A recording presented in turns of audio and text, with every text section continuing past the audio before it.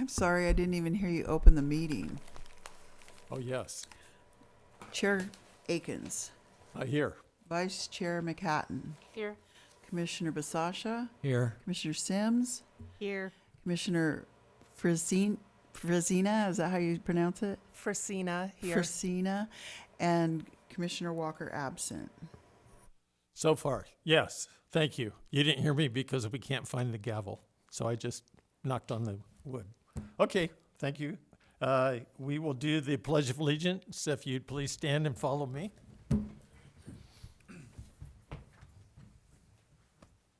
Ready, begin. I pledge allegiance to the flag of the United States of America and to the republic for which it stands, one nation, under God, indivisible, with liberty and justice for all.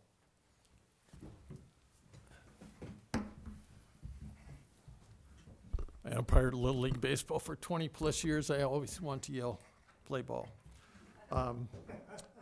Seriously. Okay, before we get to public communications, I would like to introduce our new commissioner. We're happy to have her here. As I pointed out to the council, she has been stalwart and sticking with us. I looked at her resume the other night, and she applied January 2nd, 2022. So good for you. Thank you. So if you could just tell us and the crowd that's out there listening to us a little bit about yourself. I'm Sonia Frasina. I love historic buildings. I studied history in college. I've lived here in Ojai for about 7 years. And I'm really interested in this, and I really love Ojai. And you're a realtor. I'm also a real estate agent for the last 2 years. It's my Yes. third career. Oh, okay. There we go. I was trying to remember, if I could remember having had a realtor on our board, so. I don't know. But I think I can bring a lot of, I know a lot of the historical houses, and I see them, and I just really appreciate them, so I'm happy to be here. And Great. Well, we're happy to have you here. Okay, public communications. I have one speaker card from Mr. Bill Miley. Mr. Miley, if you could come to the podium. Is that mic on? Thank you. Yes. Hello. I have a concern I want to share with you. It's a threat to a historical landmark property. It's the City Hall. Specifically the City Hall, the current City Hall old tennis court, which has been turned into a pickleball court, forecourts. You may know that the Ojai Pickleball Association has started an initiative petition, officially, to either have the city council or the voters decide that it should be and remain a pickleball court in their word, perpetuity. You may know that there, on January 30th, there was a decision by the city council to close the court on June 1st, gradually cutting the time down, they did, when the Soul Park new pickleball courts will be open, which we've been working on for a few years. So the key that the public needs to consider here is, do you want a historical property, a section of it removed forever, run by a nonprofit group in Ojai for their benefit?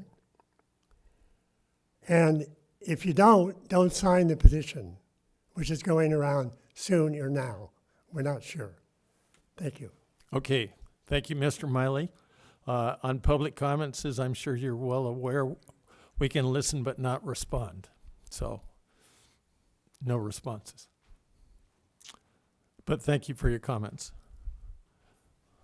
Not public comments this week? Okay, thank you.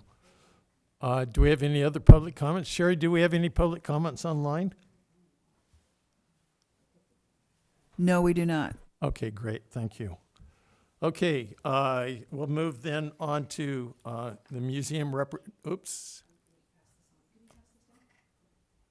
but that's not public comments. No, that's on an agenda item, correct? It's correct. It's not, it's on an item. We don't have the item on here. Oh, 2, 4, and 5. There we go. That's right. Steve does that for us. I should have learned that by now. Yes, thank you. Okay, so museum representative report. So I messaged our Wendy Barker, our executive director, our very fine executive director of the Ojai Valley Museum, for an update. And she said the third Friday this week, which I believe is tomorrow, there will be a 30-minute talk at 5 p.m. by digital pop artist Amun Levy about using artificial intelligence in his work and other creative endeavors. If you don't know already, the digital pop is the latest exhibit that is being put forth by the museum. It is very intriguing, and I will just warn you, if you can go in there, lay on a not-so-soft mattress and enjoy the art above your head. If you snore, it will be recorded and played back as a special effect. So that again is taking place at the museum. It's wonderful. When they had their opening, they had 230 people that showed up for it. So just make sure there's no fire marshals listening. There is a new mini exhibit that's just opened. It's on Nordhoff, which is celebrating its 150th anniversary of its founding in 1874. So that is coming up also. But again, third Friday at the museum is always fun. So next item is moving on to consent items. The minutes.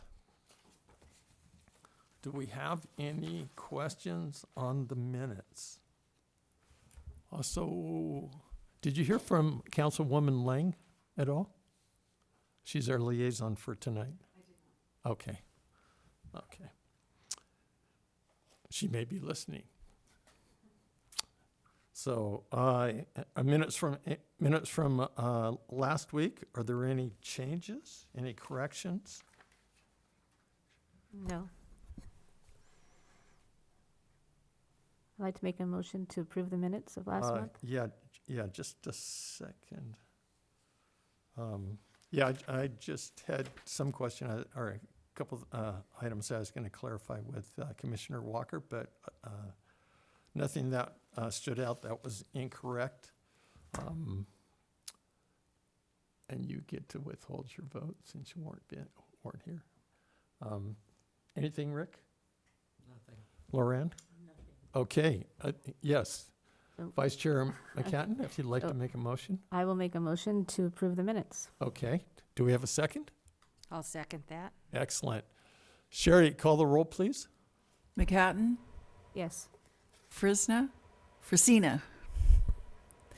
abstain, Sorry. Basasha, Yes. Akins, Yes. Sims. Yes. Great, thank you all. Okay, at this time then, we will move to item number 2 on the agenda, and I think that's why most everybody is here. So, staff report. Principal, planner,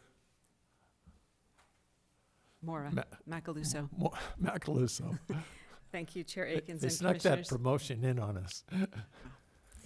Try to be quiet about things sometimes. Actually, Yes. I do have a disclosure that Oh, yes, sorry. Craig Walker and I took a walk through the downtown, and I also took a walk and tried to look around the Lavender Inn as well. So we Excellent. just did downtown historic walk. Thank you for that, even highlighted. And so, Also have one to report that I also checked out the Lavender Inn from outside of it.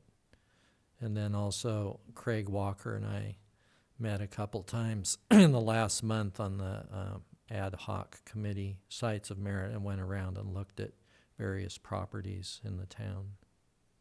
great, That's thank it. you. Sure. And I also Loran? visited the Lavender Inn outside and took a close look. Did anyone talk with any of the folks? No. No? Okay, so what we're talking about is disclosure of site visits and ex parte contacts. So I skipped right over that. Thank you, Vice Chair.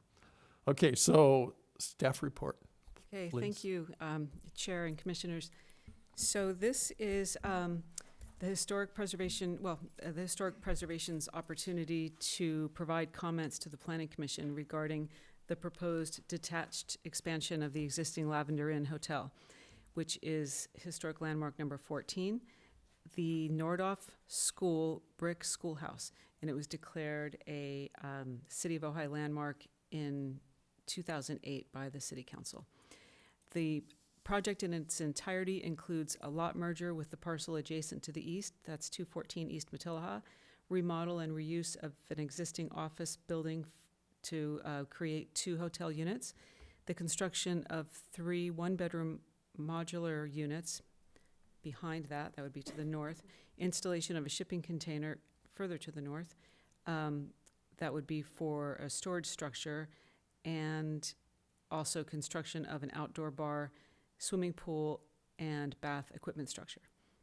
So staff is recommending that the commission review the project as analyzed in the Historic Resources Report that was prepared by Post Hazeltine Consultants, that was provided to you in your binder, and they should be here remotely this evening if you have any questions of them.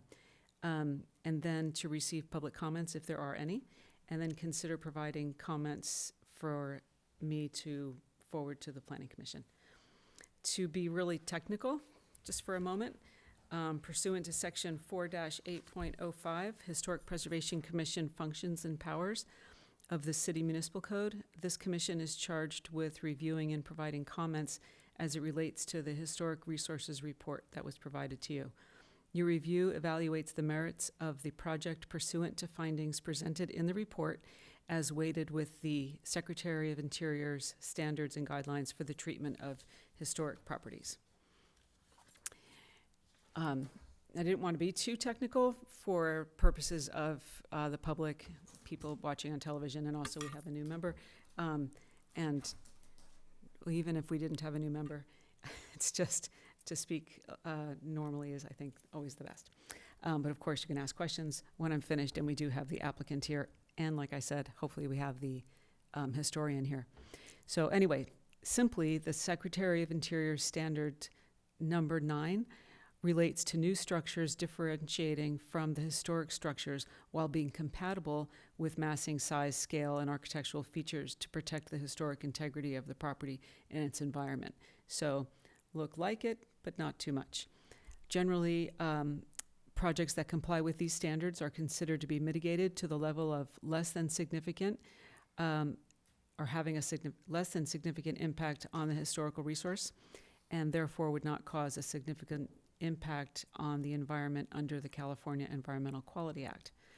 The Historic Resource Report that you have in your packet includes the project would not, or concludes that the project would not impact the historic integrity of the Lavender Inn.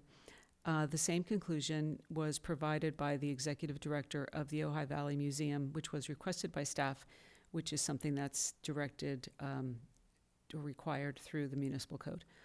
The next step on this matter is that comments made by this commission regarding the Historic Resources Report and the proposed expansion would be forwarded to the Planning Commission for consideration of discretionary permits.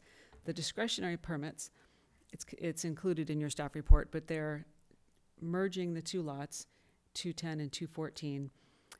So that would be a lot merger.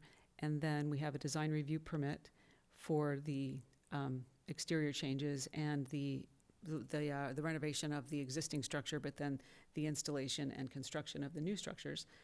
We also have a plan development permit because there's an adjustment to the required parking,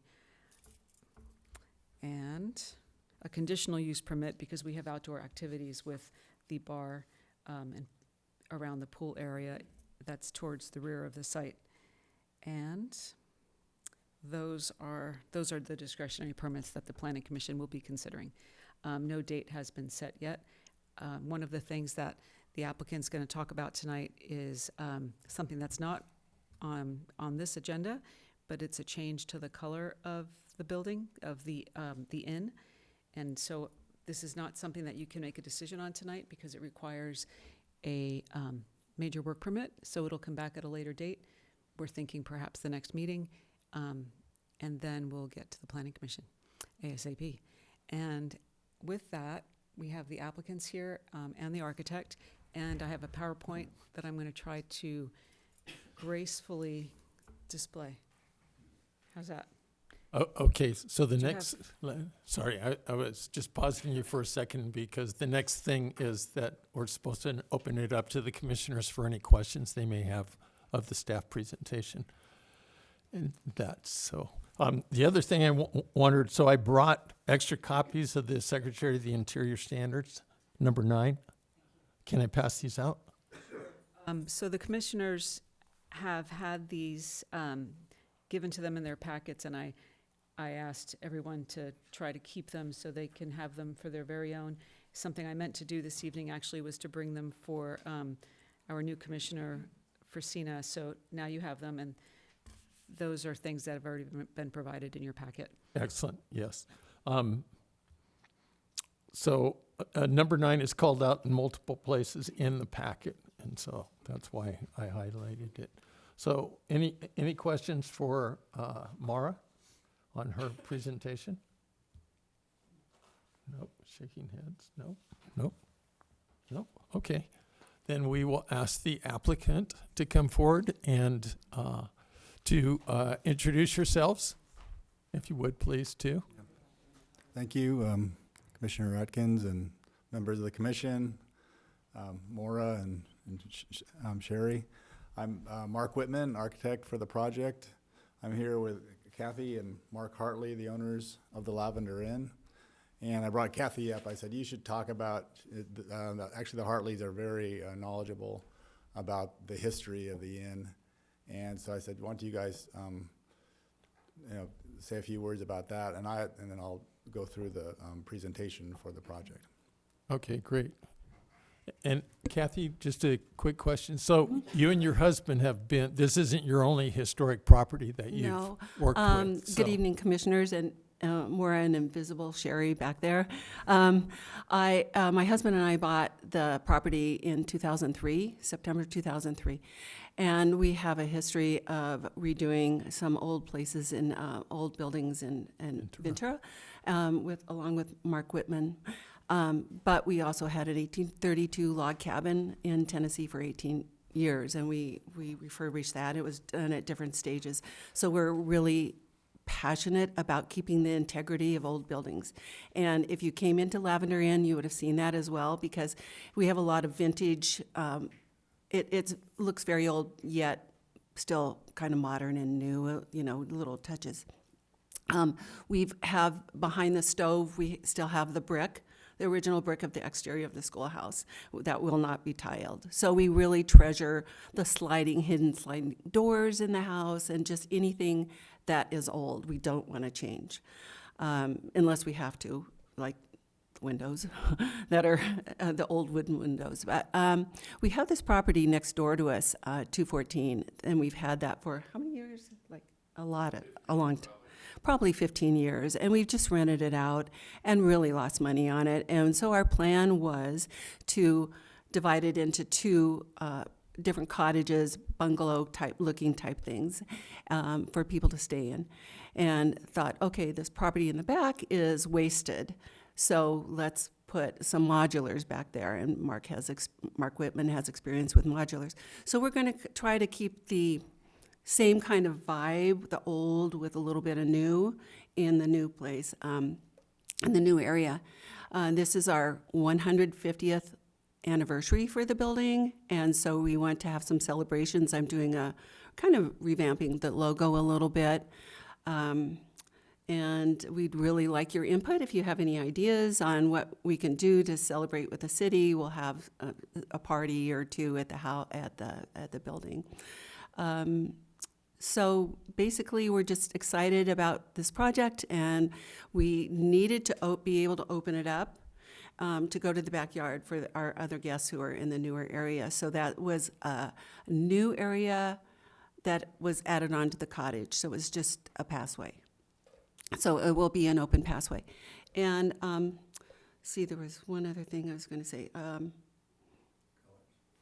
Oh, yes, the colors. Okay. If you saw the exterior of the building, it desperately needs to be painted. So I've been waiting to do the historic at the same time, and the colors didn't get put through. But since the fire, it has been in horrible shape because the way it was power washed, it just kind of ruined the shingles.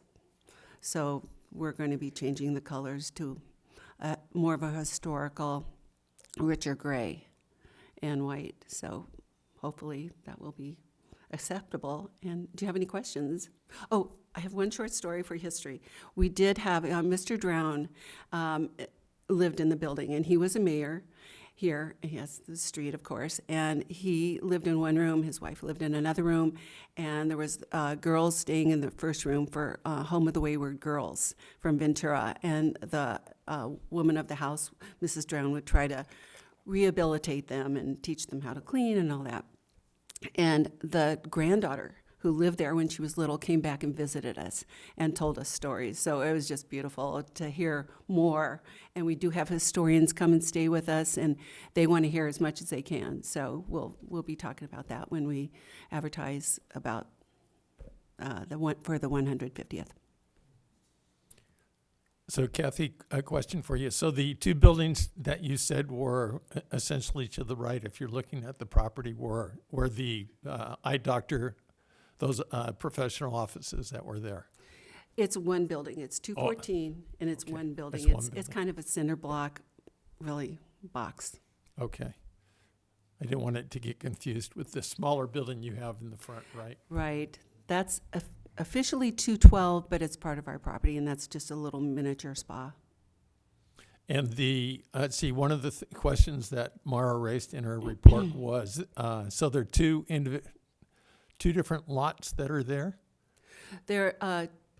Lavender Inn is 210, Uh-huh. and then 212 is the little house. Right. And then the one that we're going to redo is 214. And Yes. so we'll do a lot merger with that. So Gina will appreciate this.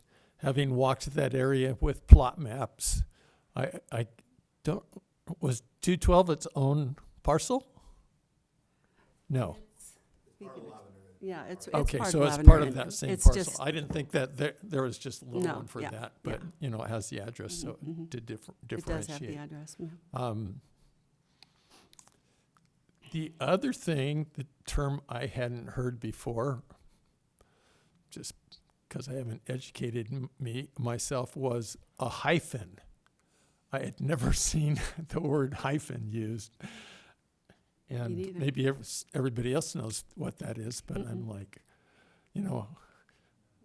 it was in one of the reports that we were looking at, Oh. and talking about even associated with the photos that we were looking at. So it was in the package that we got from Mara, which was quite extensive. Mhm. I love extensive history reports. I believe that word was in the historic resources report. And the original one, or the older one that was No, done? the one that was just prepared for you. Okay. While I have the floor, I just want to note that I made a copy of the Secretary of Interior Standards for Rehabilitation of Historic Structures and put it out on the front table for the public. Oh, great. as Thank is you very required much. when we bring in information. Other questions that commissioners have for Kathy? For the Hartleys. Oh, we love comments. The 212 Mhm. was the office of Boyd Ford for many, many years. He was the state farm agent here. Mhm. My husband's cousin worked in there for 11 or 12 years. Oh. So Aw. I just wanted to bring that out Uh-huh. because he was a part of Ojai, a Mhm. big part. So, Yeah, I've heard about Boyd. Yeah. Mm-hmm. We did an oral history interview, and I knew he was an insurance agent. I just never knew where it was. So we love tidbits like that. Interesting. Mm-hmm. Any other questions? Gina, did you have any questions? Not yet, no. Not yet? Okay. Rick? Not yet. Any curiosity, Sonia? Huh? Yeah, have the owners here.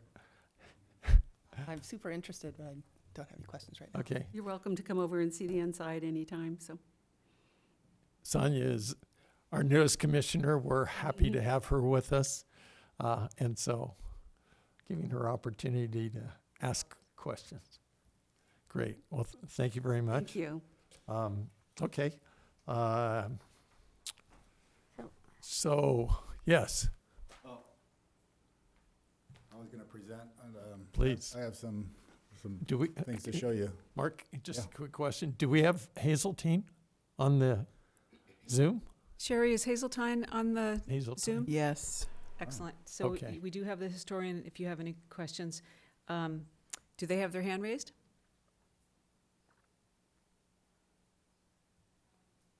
Okay, you're muted. Sherry, your microphone this isn't time. on. Oh, Okay, I've been thank you. waiting If to they say would- that forever. So they can probably hear me, so if they would like to add anything to what's been shared, they could raise their hand. Otherwise, they can just be there for questions.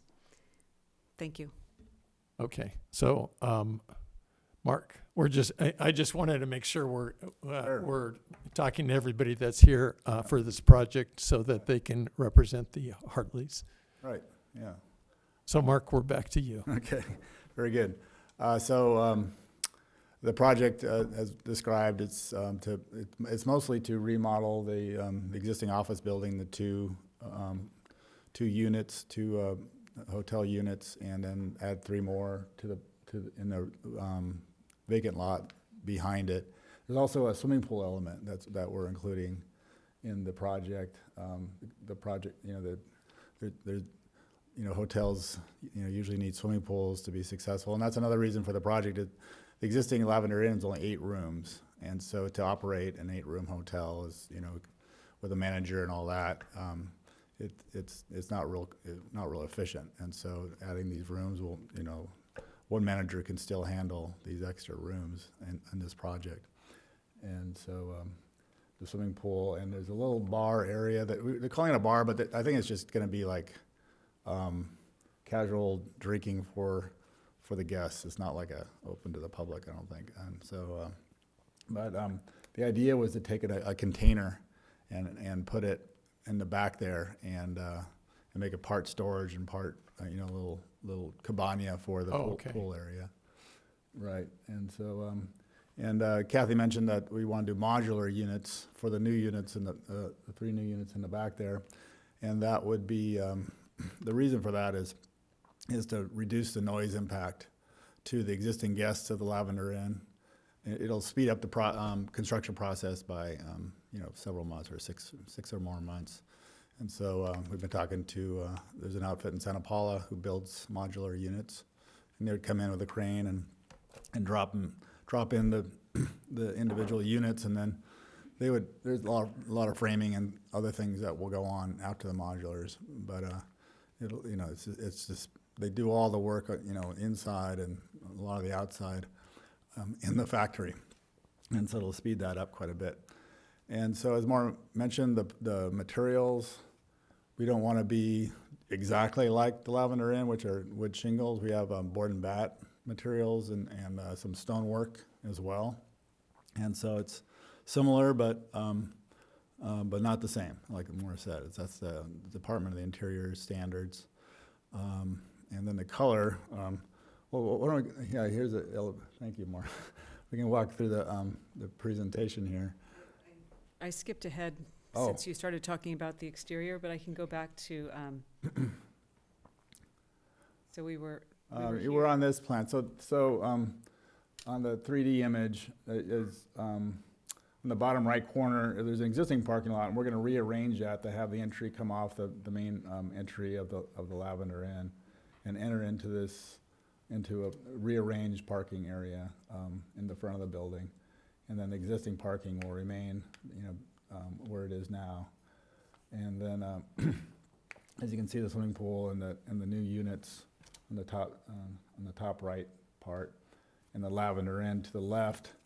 And Kathy mentioned, really the only changes to the existing structure is we're going to open up a breezeway. And so the people there's a beautiful backyard on the west side of the property. So there can be movement for people from the backyard, you know, to the new units and the swimming pool area. And that's really the only change to the existing structure. But Mark, is that breezeway, it looks like it's just right along the back of the building Right. rather than touching the building. Yeah, it's on along the back of the building, which Kathy said was a later addition from the historic building. Uh-huh. And so we have some more pictures and plans of that in the presentation. We want to go to the next slide of the site plan. It's going to go back to show you the, And the breezeway was processed previously. It's not part of the, I mean, it's part of this plan, but it's not part of your discussion this evening. Okay. No, I was just clarifying oh, that it, Okay. that it essentially didn't touch that building. No. It was just right there. Yeah. yeah. Here you can see the site plan. And we're breaking up the new units with courtyards in the front and the back. And also an existing structure is going to have courtyard, like a private yards that are going to face the neighbor who recently remodeled to the east. There'll be private yards, facing that structure as well in the back of those units. Go to the next slide. This is describing the breezeway. The plan on the bottom left shows the breezeway and the existing building on the bottom. You can see that, and then we're just going to open up. It's only like a 10-foot wide structure at that point. So we're just going to open that up and just have a walkthrough, and we have to add some. There is an existing door going into the Lavender Inn now, which was probably historic, and then we're going to add a new door going into the structure to the north. And yeah, that's the open breezeway there. So yeah, we're not touching you can see we're not touching the existing Lavender Inn. Mm-hmm. Right. These are the elevations of the proposed complex of structures, and we're trying to make a cottagey kind of somewhat historic flavor to it with trellises and porches and some dormer windows and a little tower element, trying to kind of create a little village feeling with it, and then breaking up materials with stonework and the board and bat siding. The only comment from the historian, or there's two comments from the historians.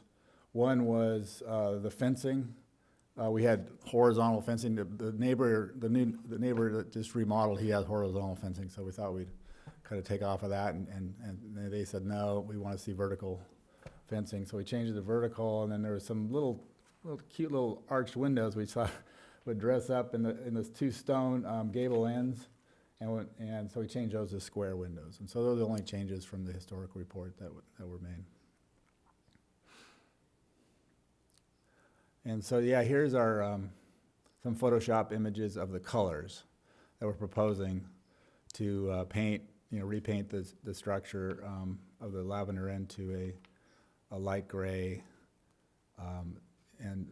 Right now it's kind of a, I don't know what you call it, it's a warm gray, I guess, and so we're going to do a cool gray and keep the white trim and everything else, but just be changing so those bottom two slides, you can see the existing on the left and the new on the right.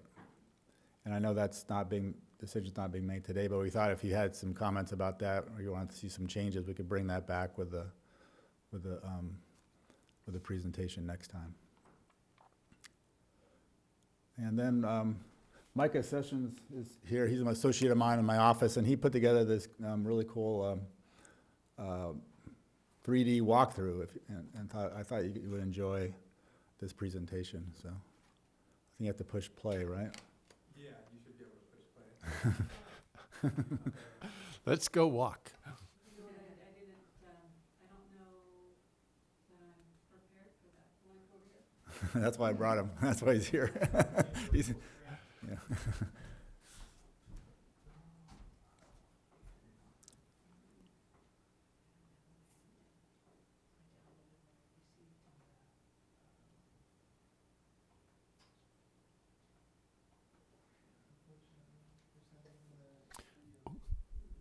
What is this smaller building up front being used Okay, for right yeah. now?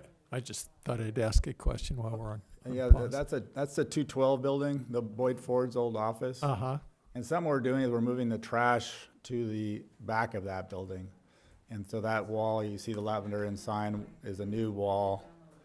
And then, you know, the trash now is where the units are in the back of the property. And so, yeah.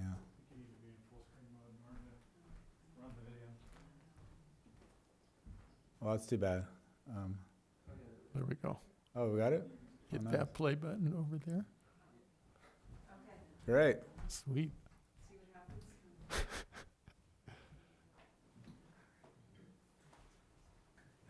There we go.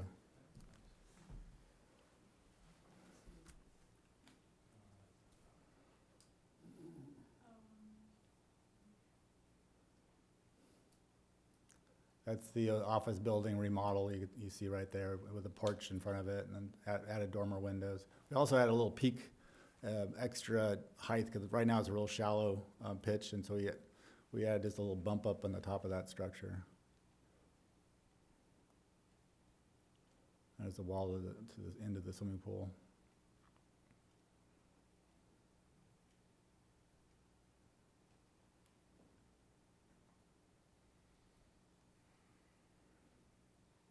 It's a little jumpy in this version. Yeah, little courtyard walkways to the new units there. Mm-hmm.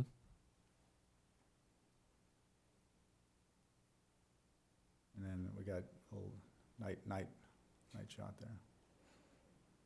And that's it. So if you have any questions or anything?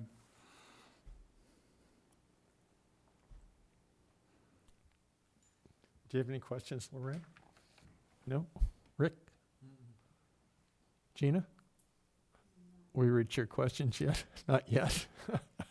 So I want to caution you regarding talking about the color, and I didn't say this to Mark before because I didn't think of it, but it's not in the packet, so it wasn't included on the agenda. So he has presented it, the applicant has presented it to you this evening, and it'll come back to you. Mm-hmm.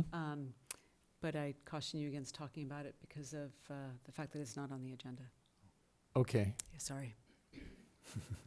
I was just going to ask that it looked like painted rock. I wasn't going to ask the color. So. Oh, no, that's real rock. Yeah. Real rock, okay. Oh, I okay. think it's real Ojai. Yeah, the computer model doesn't do it. Gina, it looked Oh, like... you're talking about these colors. I was talking about the proposed paint color of the Lavender Inn, not these colors. You can certainly ask all the Okay, questions you want yeah. about these colors. Yeah, that looks fake there, doesn't it? The rock work. And so, no, we're going to do real stonework.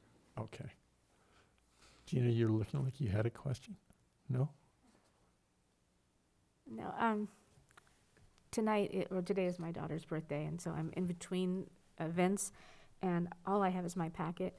Do you, I see your nice big binder there. Do you have the Buenaventura document that had the 1, 2, 3?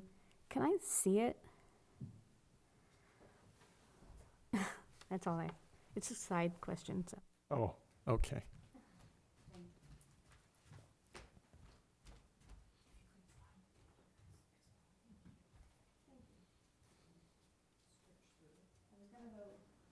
I was gonna go find it on my phone, but I thought that looked worse, that I was just sitting here playing Okay. solitaire or something.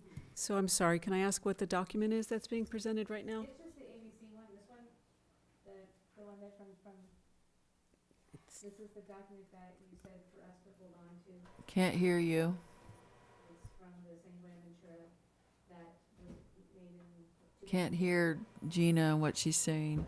Okay, sorry, she was responding to a question of mine. So I I have just to, wanted to check the addresses and just of these buildings, because my mind is just, I can't remember what they were listed on this. That's all I Okay. want, just to check. Okay, and so I also want to let everyone know that Commissioner Walker asked for what did he ask for? He asked for something to be included in your packet that I had sent to everyone. Wasn't it the original agreement with the Hartleys for landmarking? Yes, thank you. The Mills Act Oh, agreement. that's right. Is that in here? It was forwarded to everyone. It may have been forwarded to your email. Oh, okay. Yeah, not sure I saw it and put it in here, so. It's just I was looking at the building that was next door. Any other questions for Mark while we have him up there? No? Can I bring this back to you in just a minute? Sure. Thank you. Okay. So Gina, your question was just lining up the addresses to the historical report that was done previously? Yes. It was. Okay, well, we can, You can go we- on, I'm just looking. yeah, here. we can do that ourselves in making that match. So any other questions for Mark or for the Hartleys? Nope. Okay, well, thank you both. Don't go away, we're not done yet, so. Okay, is it time for public comments? Unless we have any more discussions, I don't think we're any more. So we ready for public comments? Okay. I have one public comment. That is from Mr. Stephen Schaefer. If you could come to the microphone, please, and just introduce yourself. Good evening, I guess is the proper terminology, although it's still light outside, which I'm kind of excited about. My name is Steve Schaefer from the San Buenaventura Conservancy. My comments are going to sort of involve some technicalities, but just in general, Mark and Kathy Hartley have done some pretty amazing rehabilitations in Ventura of historic buildings. They have a great track record, and I have not delved into this word by word in the report, but from everything I've seen, it's a good fit, and enough of that nuance of the Secretary of the Interior standards, which really says compatible but differentiated. And there's a lot of different ways you could go with that, and that's really sort of where my comments are going. So these don't have anything to do. So generally, the Conservancy supports projects like this. They rehab and keep projects like this in play and supporting, and the more thriving they are, the longer they live. But there, from a technical standpoint, in your report, you have an interesting technical situation in which an outside consultant has made a determination for CEQA, the California Environmental Quality Act, that this meets the standards, and this particularly does meet the standards. But in the future, you might have a project that comes in, and that nuance between differentiated and compatible, you could have a consultant say, we think this meets the standards, and you don't think it meets the standards. And the question would be, who is making the CEQA determination? Because as it looks in your packet right now, the CEQA determination has been made that this is exempt from CEQA because it has been determined for you that it's compatible. And you are to make comments to the Planning Commission in case there's something that you didn't like about this, and that's great, and that's appropriate, and I don't see anything that I would make comments on if I was a commissioner. And in this case, I think the CEQA determination by Post Hazeltine is right on. So, they know, and I know, that the word hyphen does get thrown around a lot. So just as an aside, that's a pretty common connector between two buildings, and it really is just a hyphen. So if you can imagine that. But you might want to think about, if you are updating your ordinance, the specifics of you making the determination of if something is compatible and if it meets CEQA. Because if it doesn't, to your professional opinion, since you guys are trained in this and you're taking classes in this and you're familiar with these buildings, it means that the decision is an Ojai decision and not a consultant's decision. In Ventura and in the county of Ventura, the boards make those decisions as to whether something is compatible with CEQA. And if it's not, then it's got to go through an EIR, a mitigated negative declaration, or it needs to be made compatible to your satisfaction. And I think that might be appropriate in the future of your ordinance. Thank you very much. Okay, great. Thank you. So my understanding is the first CEQA determination is made by the Community Development Department. Is that correct?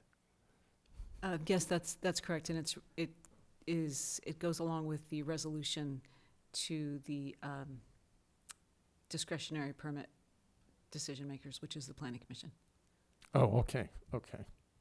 The determination is not final and doesn't get submitted to the county until it's been approved by the planning commission. Okay. Yep, nope, that makes sense. Were you gonna say something else? You look like you were leaning forward to share something. Okay. So what exactly are you looking at from us? So we have a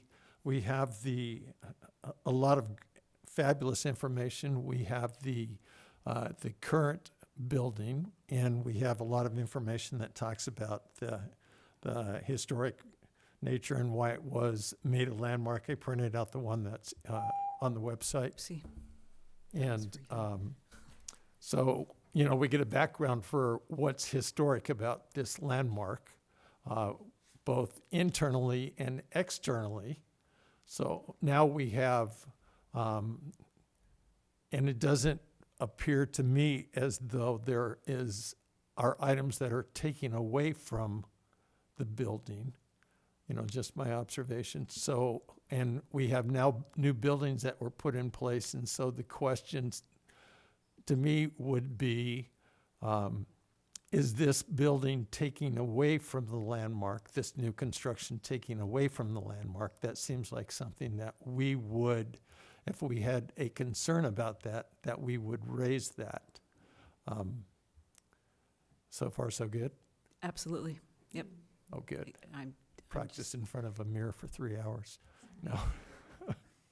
No, you're right on. I mean, you've had a historic resources report prepared because the Lavender Inn is a landmark, and because there's construction going on, which will be on the same site once there's a lot merger.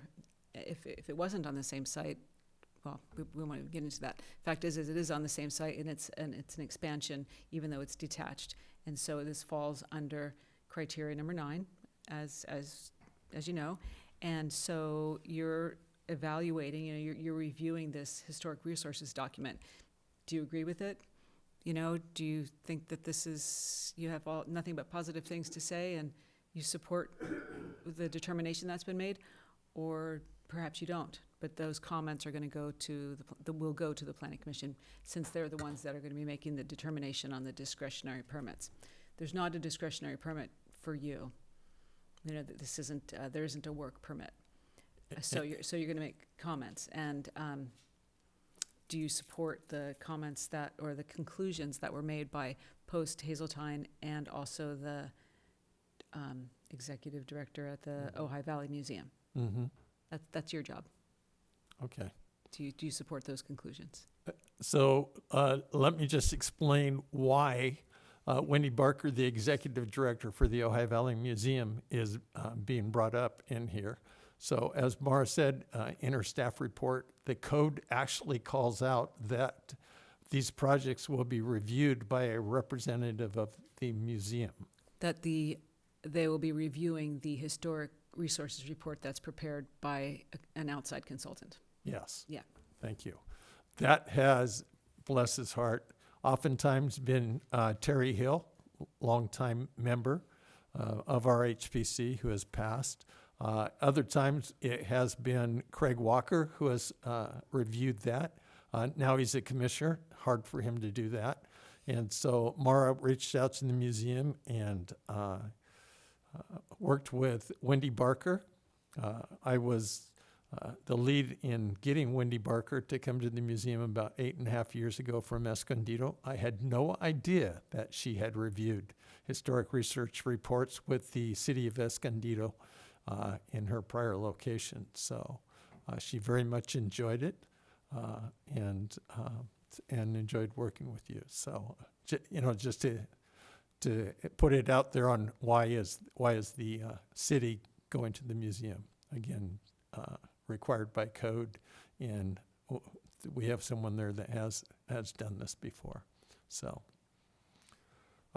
okay. Another comment?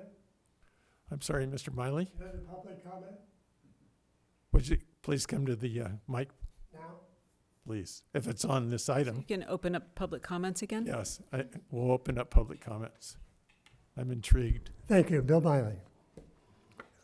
I'm an historical body, getting there. For those that you don't know, I'm 91. My family and I have lived here in Ojai since 1968. I have driven by this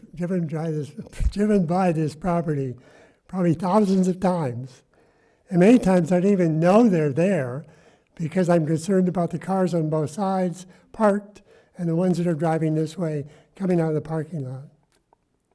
So it's sort of a subtle historical landmark that is sort of quietly living in Ojai, but it needs to be successful, and I'm assuming it's successful now. I like what's being proposed because it seems to be it's going to make it more successful. Landmarks that don't thrive deteriorate and may die, like sometimes I will. Okay. So I would think that what this is proposing, all these new elements, it's going to add more vitality to the landmark. It's going to make, what are they right here? More functionality to the landmark. And maybe it'll be even seen more if we take some of the parking away from the front. That's more of a joke than anything else. I'd like to ask the Hartleys whether the trees between the bank and their property and their building and their historical landmark bother them in any way. No. But Because when you they can park ask in- them, it's not a part of our purview, so.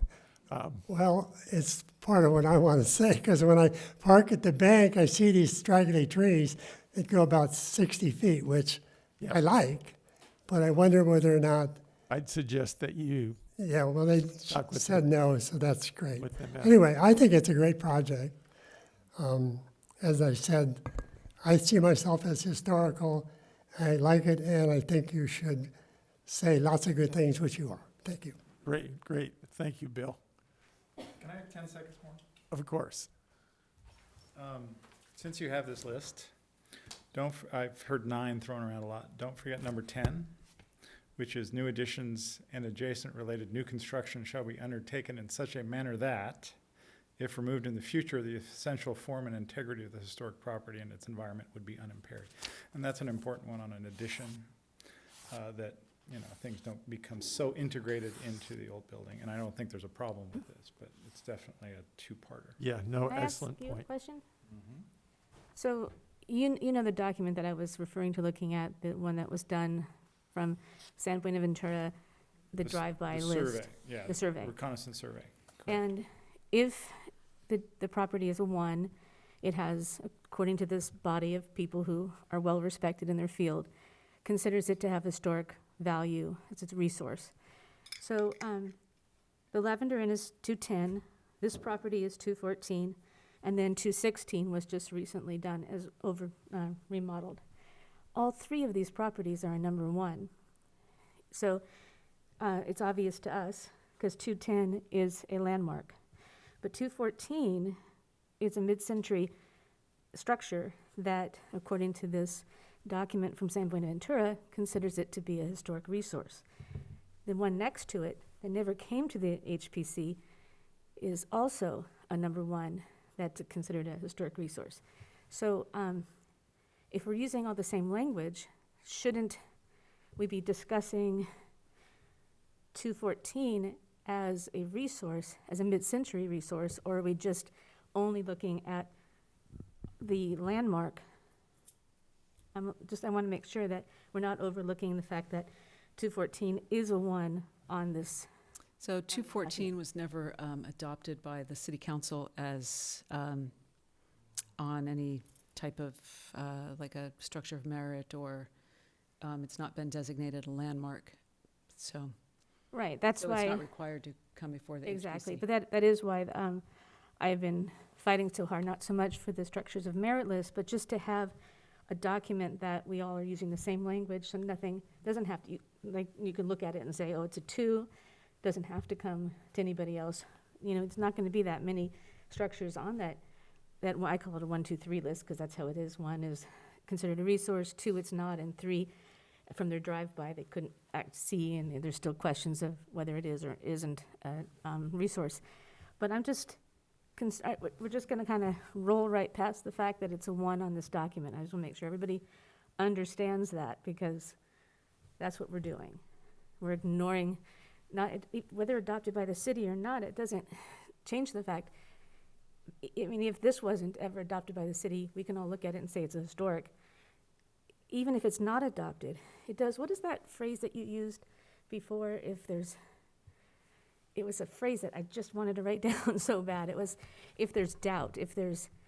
It's a fair argument standard. argument. Yeah, if there's a fair argument that it's historic, it might be historic. And there's a Right. fair argument that it's historic if it's been surveyed. But if I was in your shoes right now and I knew that the historic consultant was on the line, so I would ask them, because they have done a slightly deeper dive than the reconnaissance windshield survey that happened when whatever date that Exactly. was, that may not have figured out the alterations that have happened since.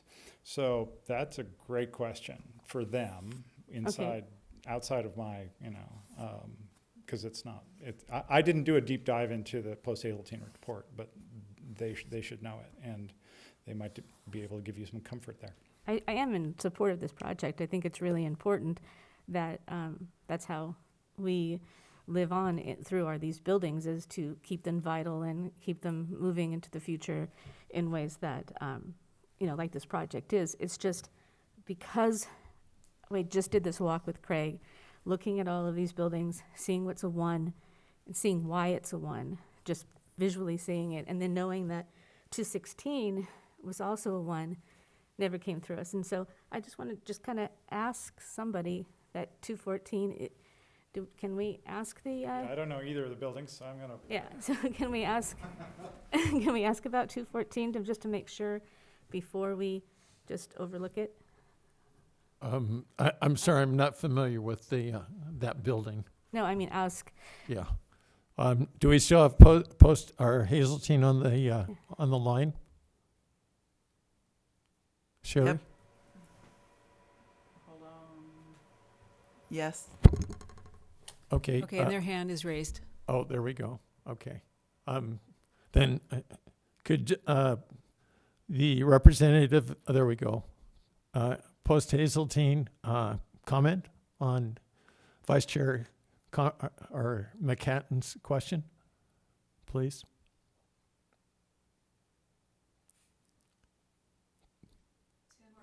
Tim or Pam, we can't hear you.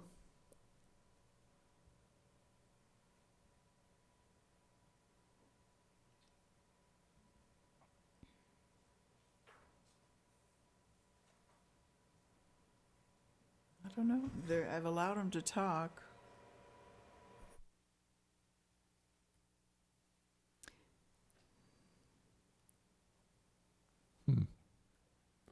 Don't know what to do.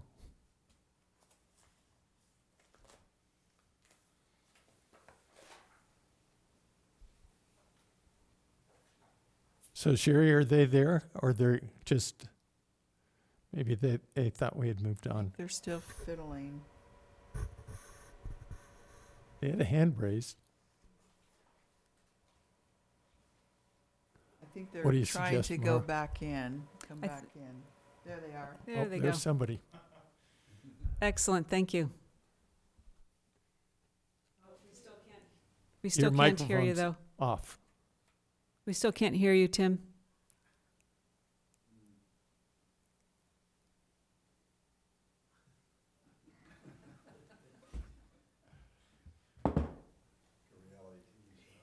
I apologize, but while we're fixing this technological issue, I have to step out. I'll be right back. Okay.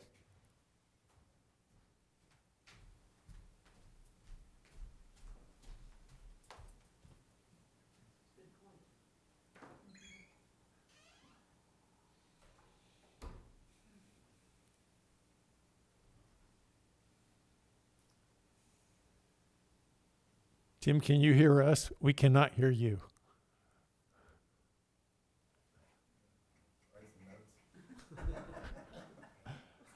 Yeah, I thought maybe he was going to write something. Okay. I know.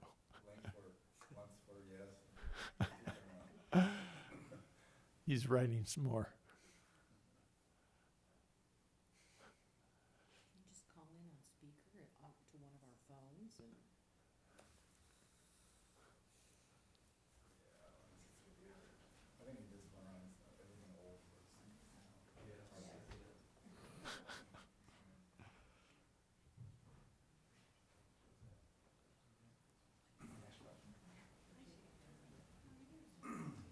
Okay.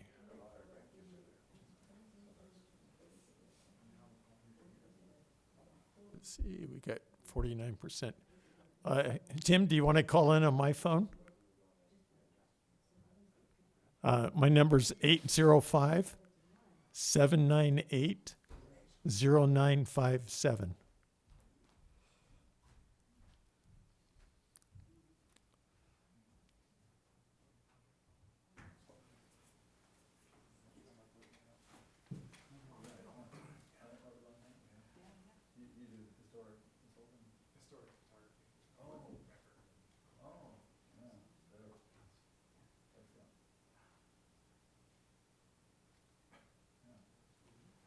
Oops, here we go.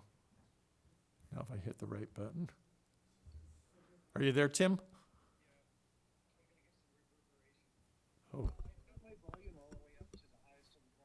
Oh, you did, so. Huh? All the way up. Well, I thought it was on speaker. There we go. Thank you. Okay, Tim. Okay. Perfect. We did evaluate 214, which was surveyed in the survey by San Buenaventura Research Associates. They assigned it a category that would require further study if there was, essentially, if there was a project at the property at some point in the future. Let me see.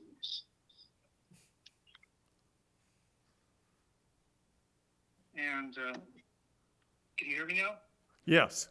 Okay, good. And so we did survey the buildings. We evaluated the architecture, and we had tried to find out who the architect was, but when we searched at the Ventura County to see if they had any records, there wasn't an original permit in the Ojai file with the city of Ojai. And then we checked with the Historical Museum in Ventura, and we did some online research, but we couldn't find out who the designer was. The building is essentially kind of a conflation of two different motifs. One is sort of mid-century modernism, and that's expressed through the use of aluminum framed windows, sort of simple volumes. There's also some references to sort of reductive interpretation of Spanish revival architecture, sort of like a ranch house with a long porch along one elevation with the square wood post holding up the side gable roof. It was our conclusion that the building's architectural design and style are not of such merit that would be eligible for designation. It's kind of in our opinion, it was not a completely successful melding of these two architectural motifs. And of course, the purposes of the survey is to alert the future that buildings of this sort where a determination couldn't be made at the time, that they would require further study, and that's what our report provided. So Gina, does that suffice? Do you have other questions Does while we anybody- have them on the line? Does anybody else have any follow-up questions? I'm sorry. Anybody else want to add on, have any other questions? Well, the daughter of the doctor who built those two buildings still lives in Ojai, and she may have some knowledge about, or her family in their possession, about who did build that. I didn't know if anybody here reached out to her, because that family lived in the grammar school Yes. for many years. Before they moved to, I believe, their house in the Arboleda. Well, he died. Yeah, he died in '66, I think. Yes, just shortly after very the young, house, the right. building was constructed. And also, just for the commission's information, their 214 is discussed, starts on page 45 in the Historic Resources Could Brian Report. That's in mute your his phone? packet. Could Brian mute his phone? Right, I can't, I guess when you're not talking, you should mute it. Or mute your, do you see these little teeny buttons up here? mute your microphone. Oh, okay, there we go. On 45, I can't mute the microphone because he's 47. Sorry. Okay,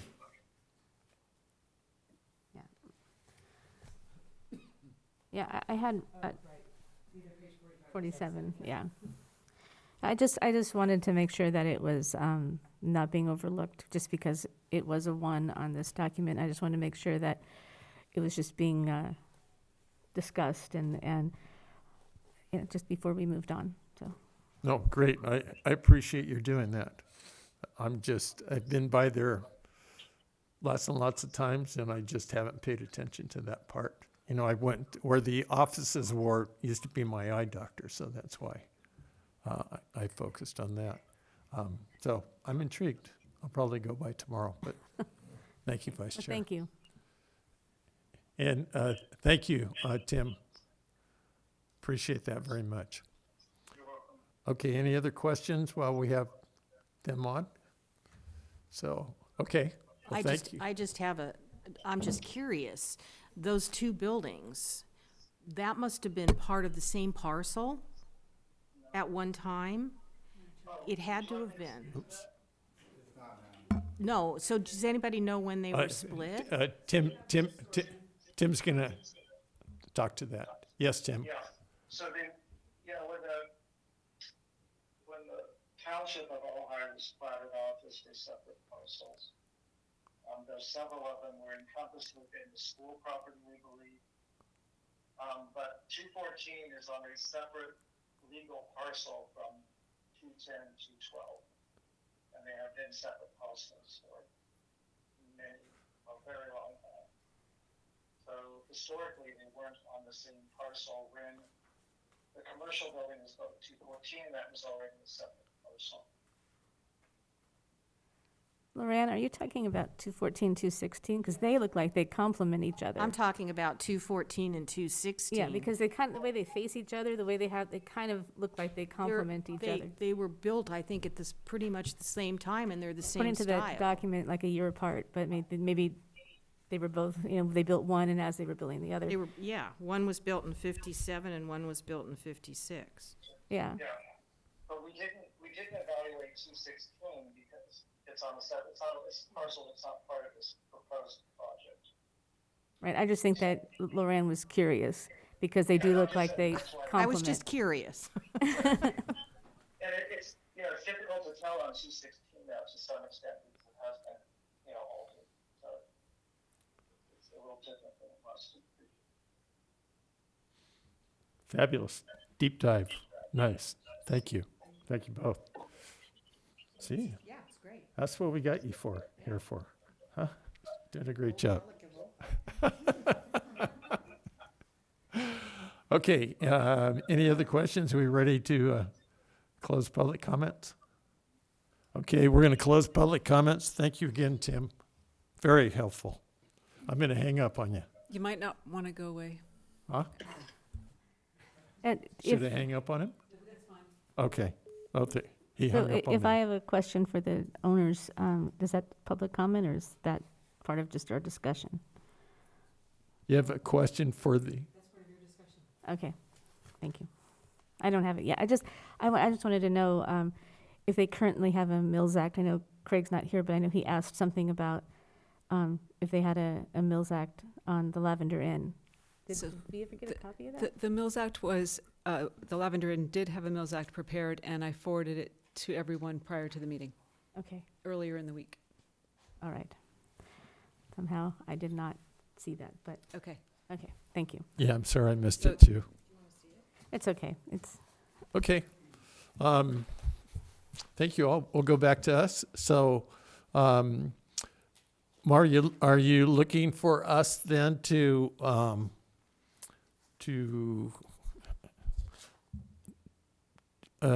discuss any questions that we may have? I think we've asked a lot of questions and got answers on them. So- And then make a motion that the HPC approves in moving this forward to the Planning Commission? So if there are any specific comments, you would gather them and agree to them, and then, yes, take a vote on them and pass them for me to pass on to the Planning Commission. Okay. And those comments may be as simple as, we support the document that's been prepared and reviewed by the library executive director, something like that. Okay. So, questions? Or do we ready to make a motion? If we are, then I'll look for a motion.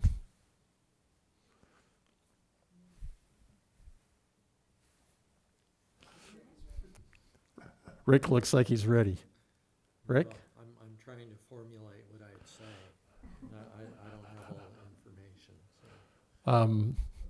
Okay, I will make a motion then. I would make a motion that we have reviewed the documents. We have discussed, asked questions, gotten answers to those questions that seem to meet the,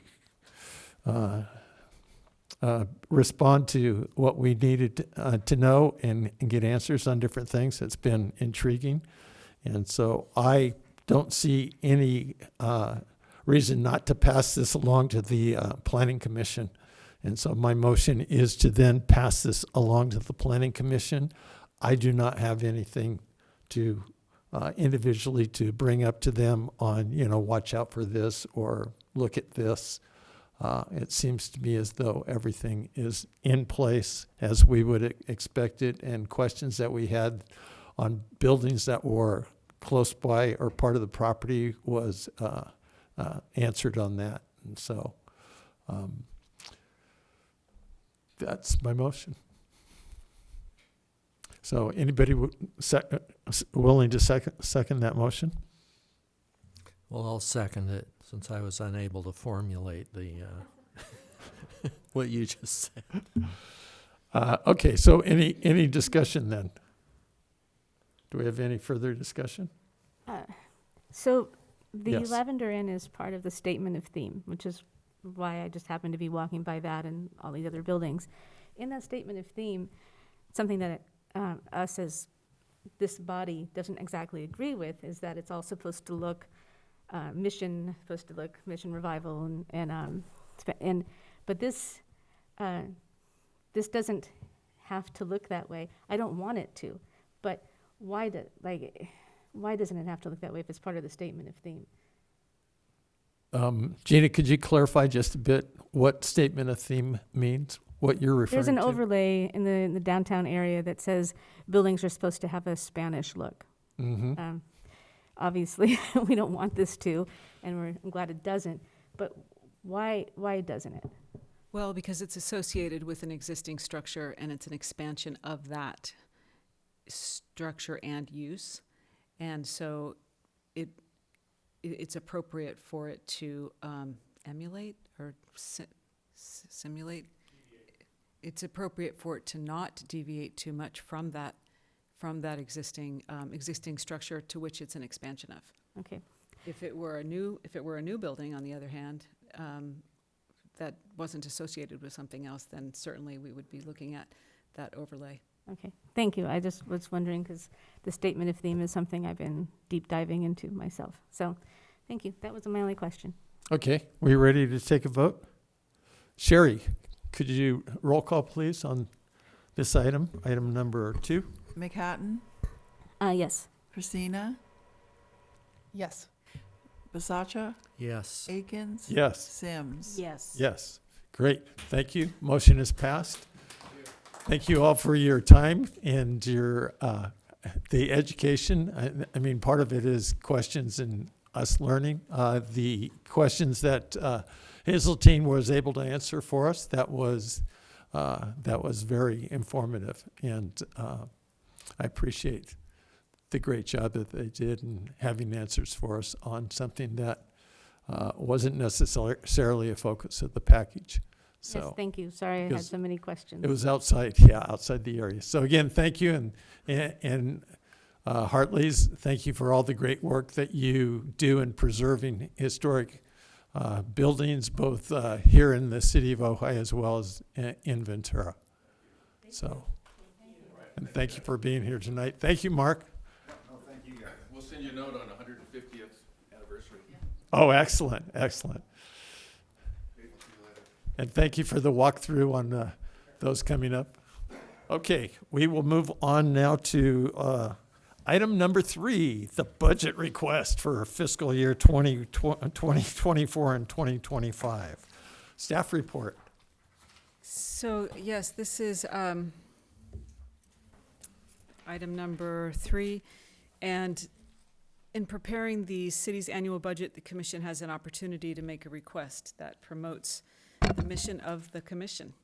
Examples of such requests in the past have included funding for surveys, training, landmark plaques, and the budget that is coming to an end was $14,000, and the HPC spent about $3,300 of that. The money that's left over does not roll over. You start over again. And so, however, you started with 14,000, so if you want to. I have a comment on that when we get there, yeah. So you don't have to sit here and come up with an exact figure right now or anything like that. That's can come from, will be forwarded by the community development director. But if there are things that are specific that you want to do, then those can be discussed by the commission, and then I'll take that back to the director. Excellent. Then a staff report will be written by, and forwarded to the council. Okay, so questions tomorrow on the staff report? Okay, I will tell you that I went to every budget meeting, and I think they said, well, there's that art commission. Maybe we should give the Historic Preservation Commission some amount. And so I didn't remember this. I didn't even know we had that much money until it came up in our discussions just a month or two ago. I'm like, whoa. So if people are like, well, why did you spend your money? Didn't know about it. And I was paying attention. I thought we discussed this amount of money when you had your meeting with the HPC City Council meeting, that the amount came up. Nope. No. Okay. I would have been more persistent in wanting to be reimbursed for my Christmas stamps if I knew we had that much money. So anyway, so I will tell you the one item I had was thinking ahead was we set up structures of merit. We've sent a recommendation to the council. They've recognized that recommendation, so we now have official structures of merit. And it talks in the section about the owners of the structure of merit being able to negotiate with the city on the plaque to go on their property. So my question is, looking at the budget, who pays for that? I'm thinking that would be an expense that came from the city. The plaques would come out of the HPC's budget, I believe. Yeah, just like the plaque for Harry Hunt came out of the Yes. city, out of the HPC budget. Yes. That's part of this 33. That makes sense to me. So I think we should set aside some money for a structure of the merit plaque. Being positive. Plaque money. Gina, education money? There's going to be the USC events that they have. I don't know if anyone's interested in going, but the city in the past has paid for one or two of the days, and in a hotel down there. Yeah, I can send it to you. It's a UC Heritage Conservation Summer Program, and the city has sent commissioners in the past, and if we have that budget and it's going to go to waste and this event is in May, that might be a good thing, especially with new commissioners on it as well. I know Rick and I, we both have you gone? I did. I was so enthusiastic because I got to stay in that nice big downtown hotel that Biltmore. was historic, The Biltmore. the Biltmore, Yeah. and I was like walking the hallways because I was That's like, that's a you know, historian's paradise there. I was a kid in the Original candy store. The Academy Awards were, just, it's such an amazing building. But I know Craig has done, there's several, we all don't have to go to the same one because, there's like the 101 and then there's more of like in-depth, but they're each day and some of them have field trips to different ones that are just fascinating. But I'll get the information. I don't know, it was on our budget and then it fell off. So now that we have this budget, and I would like to just kind of look at that and see if anybody would like to attend. Yeah, I found it educational, not only in the information that was being provided and taught to us, but I was with a whole bunch of other Historic Preservation Commission commissioners who were like, oh yeah, and so this is what we did to solve that problem, so. Right, and Yes. just the dean, they all become a resource for us as well. Like, I've had questions, and I've, Trudy Sandmeister, who's the dean at USC, she's been able to help me and answer questions. And so all of these people that we learn from become part of our wealth of knowledge, too. So an event this May would come under this budget. Yeah, that's what I was thinking. Use that money. Sweet. Okay, let's see, I do have. Yeah. Oh, there it is. I am going to ask, Mr. Miley had a comment for item number 3, I believe. I do. Okay, so open up public comments and bring Mr. Miley up to the mic for item number 3. Thank you. In the past, I haven't attended many Historical Preservation Commission meetings. The one item I looked at, which was the budget, I thought immediately, I realized that it said we have plans for $3,000, and last year we got 15. So I decided to offer you a couple ideas to fill in the rest. Okay.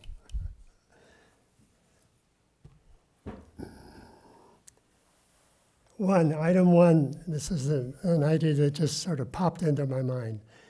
And I don't know whether you've done these things in the past, and you may have. So prepare a video on historic Ojai and include it on the city website, museum, library, Ojai Library, updated every few years. The purpose is to brand Ojai as having a historical element. It would reinforce historic Ojai. It would allow tourists to view the video upon visiting if they wanted. Emphasize certain important years like 1917. Include a budget request for a 3-year funding of such a production. And item 2 would be prepare a folio book. Everybody has a folio book, right? On historic Ojai, using research and logistics from the video project. Give it away selectively, sell it, museum would sell it, provide updates every so many years, because when you bought the book, you would register and then you would get updates. If they were historical, I guess. And offer it to tourists through lodging with a % that would go to the lodging owner. It's all for branding Ojai as being old and significant. Anyway, thanks. Thank you. Great, thank you, Bill. Comment? Yes, I'm sorry, but you didn't put a 3 in here, Stephen. I had no idea. Yes, please. Along the theme of spending your money by May, at the Millennium Biltmore Hotel, May 29th through June 1st is the California Preservation Conference, which is 3 days of historic preservation themed sessions, workshops, events.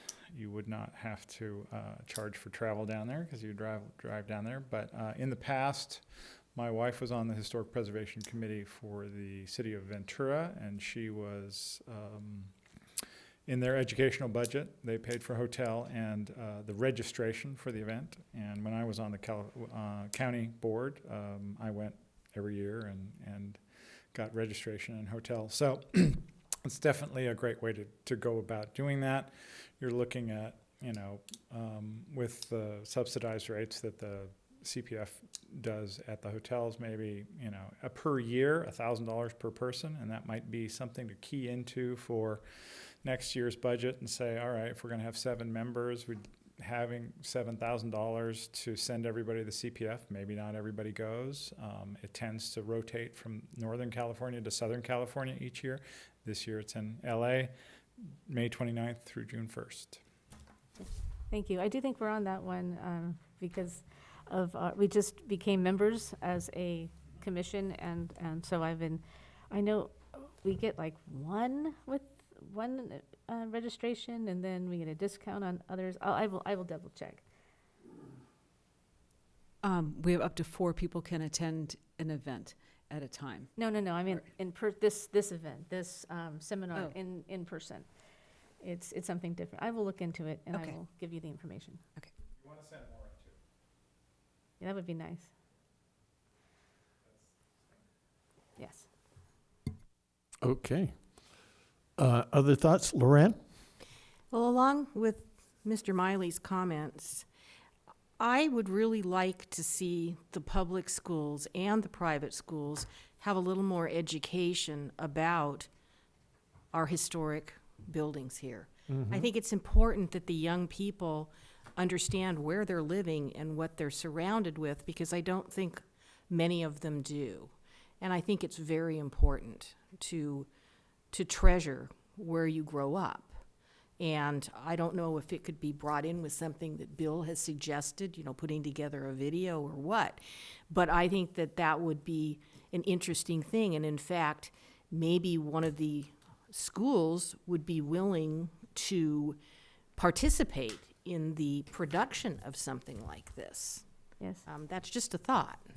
When during COVID, Craig Walker put together a class for our charter school, Valley Oak Charter, and he did this was right in the middle of lockdown when no one could get together at all, and he had all of these different landmarks throughout Ojai, and so the kid and their parent, they would go to the location, they'd take a picture of themselves to show that they were there, and then they would talk about it, and he would give this big Craig, this history. And it was just fascinating. I mean, the parents learned as much as the kids, and it was just so informative. So I know that we have that archive someplace, and I think something like that, where you're just, and we know, because with the jail, I mean, the kids are so interested, and they really want to know the history. So I think that's an untapped, if we're going to have our landmarks be successful and our history of Ojai be successful, it's the younger generation that's going to do that. So yes, I think it's a good idea. Also, in line with what Bill Miley said, there's a new billboard that went up on the 33. It says, There is. you saw that, the wininohai.com? And I looked it up, and it's through the chamber, but it has all of these things, art galleries and spas and crystal shops and farmers markets and newspaper. It doesn't have history. And I was wondering if anybody was a member of the chamber where we can maybe get a little history and have it linked to maybe just even to the city where it lists all of the landmarks or on our walking tour. So anyway, it has so many little tabs, but not a historical tab. So. Ah, But that doesn't cost any money. That just is somebody making a phone call. Are you part of the chamber? Sure, there's somebody that we know. So Jamie Fleming did that, and there was, I think he came in, he talked to the city council and talked about that. And so, yeah, it would be be good to get in there. I think it focuses, I haven't looked at it, on the people that were involved in it to begin with. So, no, I think that's a great idea. We have such a to reach out to fascinating them. history, and we have so many prominent architects. We have our downtown, like we've said, you can walk down it now versus 100 years ago, and it looks the same. So all of that is such a fascinating thing when you're putting together a website like that. I think they would like to have some sort of history and walking tour of the downtown. Do you know Jamie by chance? No. Okay. I'll reach out and find out and maybe get you in contact with him Okay. so that we can talk with him. So next year, we're talking about the budget. We are going to need some help, assuming that we are able to pull together the Downtown Historic District, to have someone help us just get it over the finish line, somebody with more knowledge than we have. And I don't know how much we should have in there, but I would like, even if it's education on our part, to have us learn how to do it, or having someone help us. I think that that next budget is going to be where that lands, assuming we are successful. Yeah, no, I think putting in a budget item, a budget amount, and basically in, When do we have to have amounts? Is this just a discussion this time, or do we have to come back with an amount of what it might cost to have some help like that? Because I know we used to put it like, we would talk about what properties we wanted, and we would put into the budget maybe 2 historical reports that we would want in the budget, or we want some education. But we came with numbers. If that's not this meeting, that's like maybe our next meeting we come with numbers, or is... So there, the budget for the next year, having gone to, budget hearings for 8 years, because the city supports the museum for a certain degree. So they'll probably be kicking it off very soon.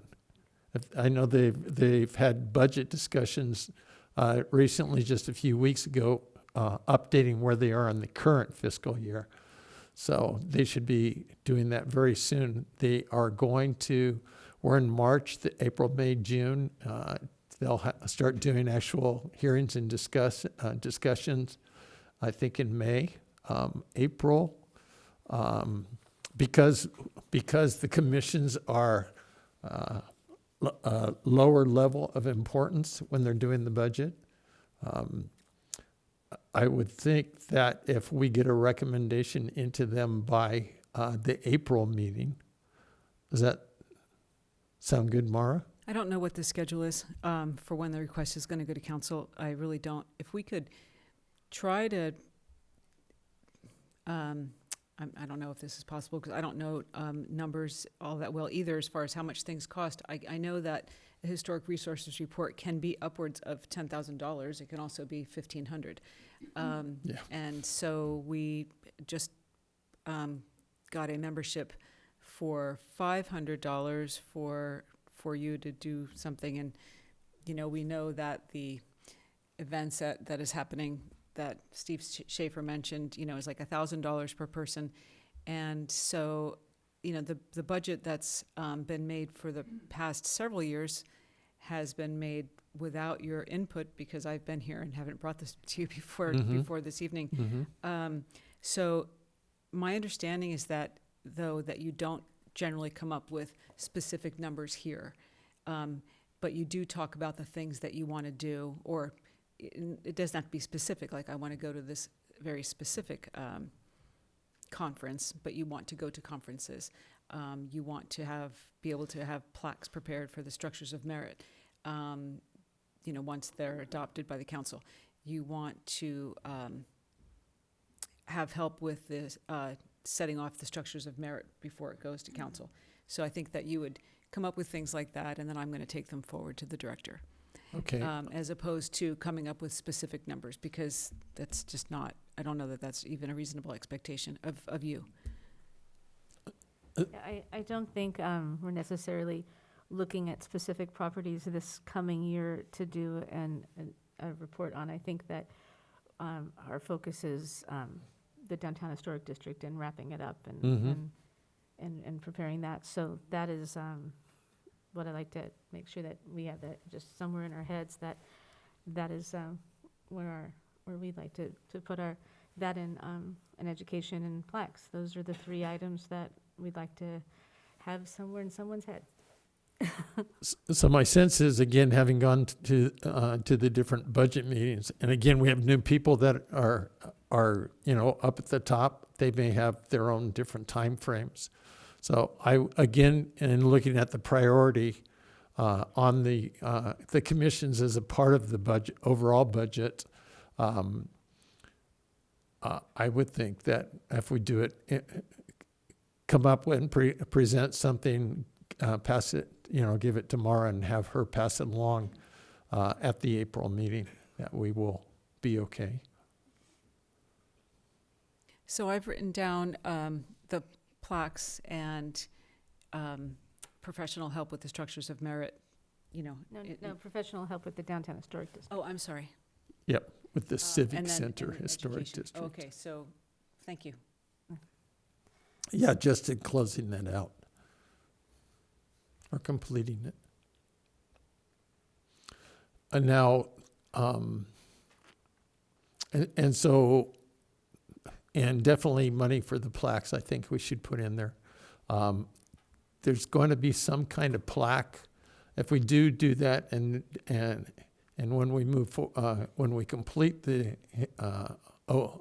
downtown or the Ojai Historic Civic Center, then we would definitely want to have a plaque placed. And that might be, just looking at the plaque that we did for the hunts, that could be several $1,000s on one that would be put in place. Even if you're looking at, the plaques that are out here in the entryway.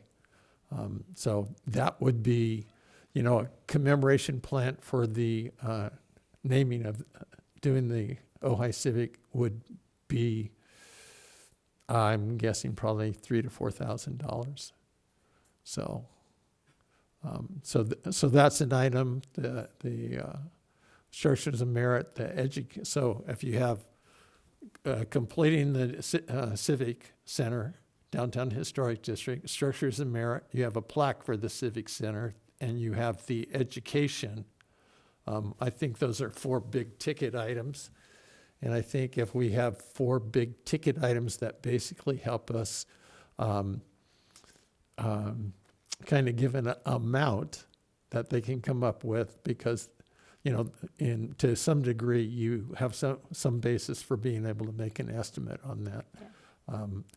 And then if we don't use those, or we reprioritize it for some reason, then we can always find smaller projects or go back to the city, to the powers that be, and ask for an incremental increase in our budget, which they just did about a month or so ago, and they ended up where they had $4,240 that hadn't been allocated after they went through and did all the other allocations. Yeah. Also, I know it doesn't really matter because it's year to year and everything just starts all over again. But knowing that for the last, since COVID, that we've had this impending Downtown Historic District that we were working on, we haven't asked for money. We've really kept it on the, I don't know if that gives us any brownie points, but we knew this was coming, so we just kind of really try to be fiscally responsible and not ask the city for money for the last few years. Yeah. Yeah. Yep, I agree. Maybe why they gave us $14,000 for this year. Surprise. Oh, happy us.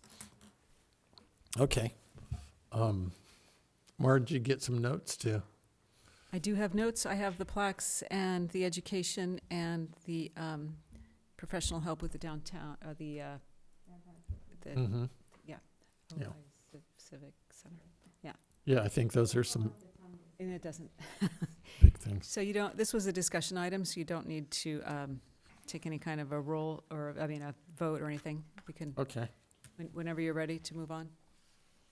I'm ready to move on. We ready to move on? Okay, moving on to item number 4. Item number 4 is the proposed Ojai Civic Center Historic District for the ad hoc committee's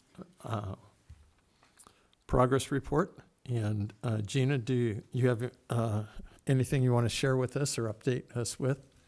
No, like I said, Craig and I have been on walking and looking and thinking and talking.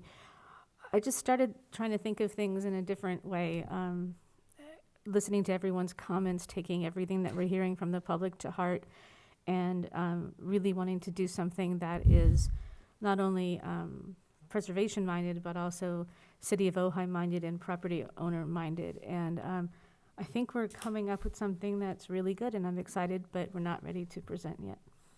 Okay. And I will tell you, the thing that I've worked for all of these months is that we now have 6 commissioners.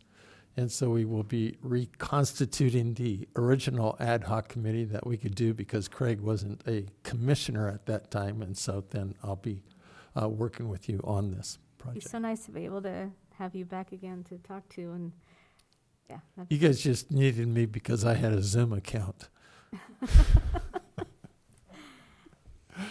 Just I feel like the 3 of us really have our strengths, and it just really was a good, powerful ad hoc. So I'm glad to see the band's back together. Thank you. Yeah, I'm looking forward to working with the 2 of you. It was very, very educational for me.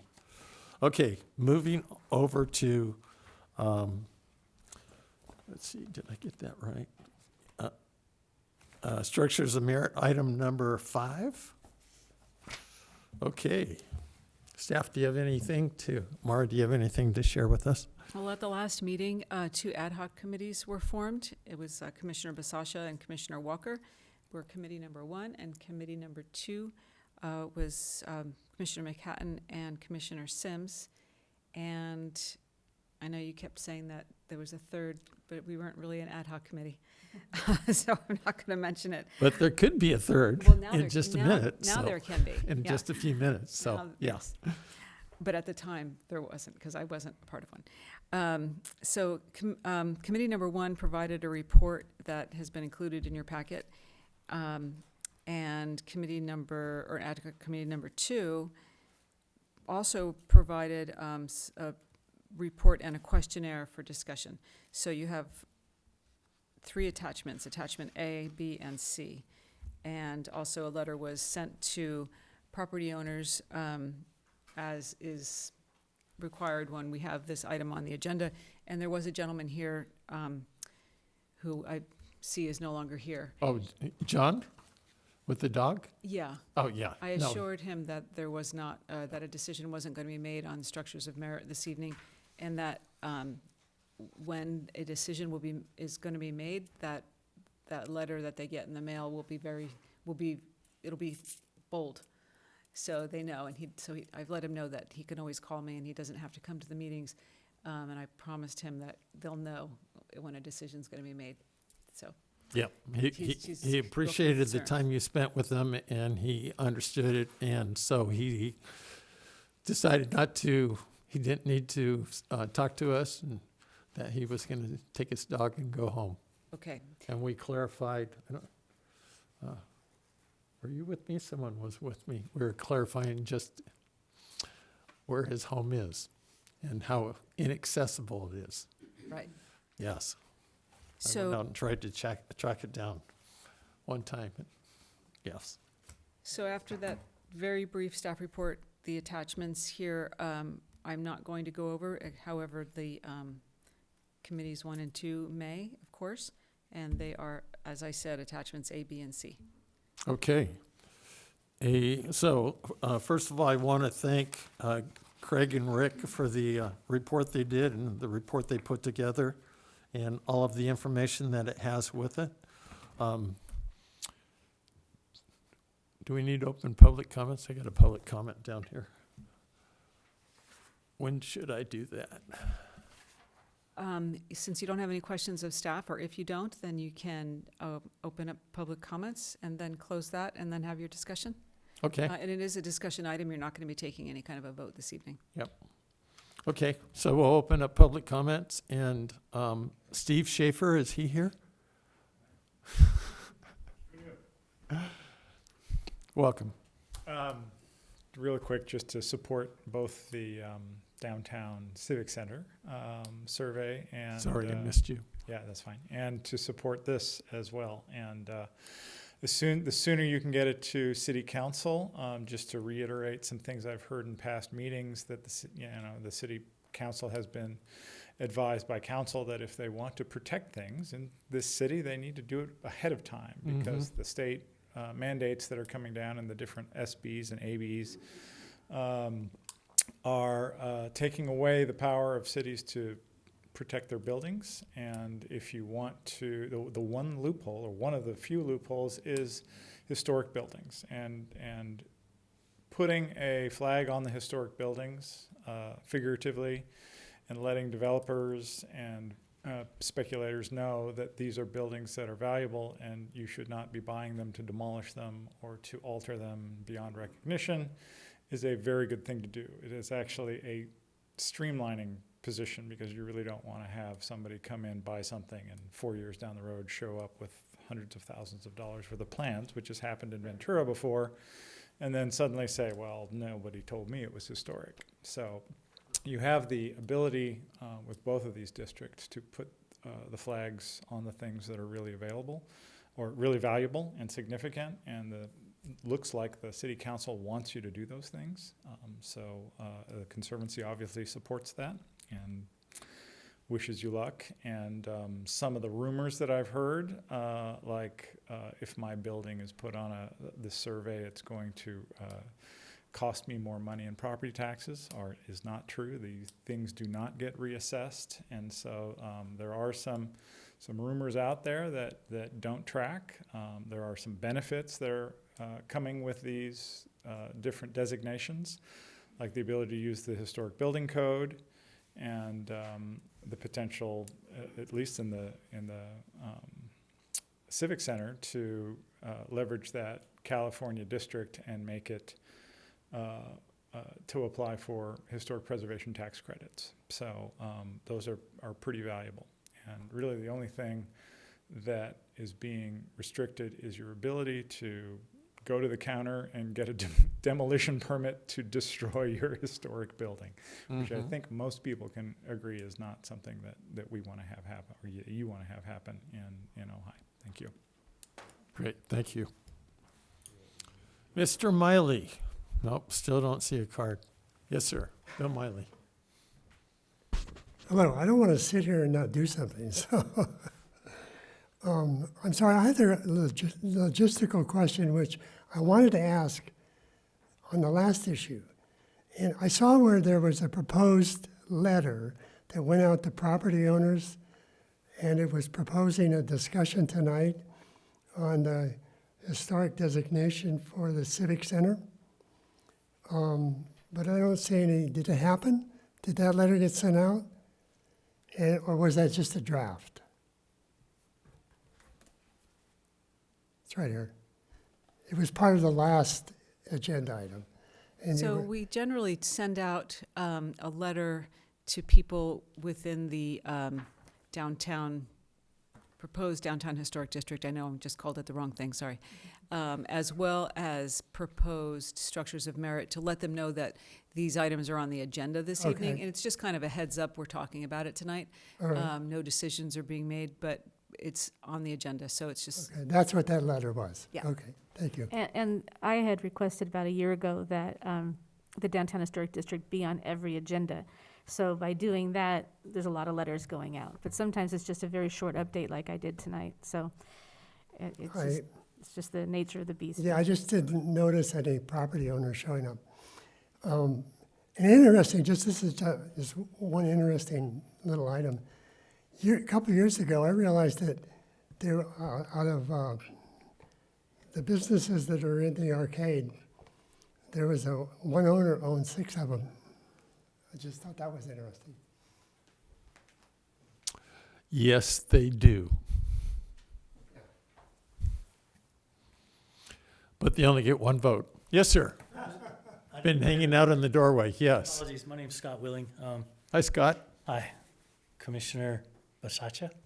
Nice to see you again. So are you up here to talk about item number 5, or the structures of merit? Or? Let's see. Yes, as a matter of fact, Okay. that was one of a few different topics, and I wasn't sure if the other was relevant. Well, so But- at this time. But I will stick to topic 5 here, or if you could item say- 5. Yes, Scott. and if you could I'm say your curious. name again, I'm sorry. Scott Willing. Thank you. And I'm curious about the, artifacts that have been found at the Cottages Among the Flowers, but specifically the structures of merit, including, I think, could be on the historic district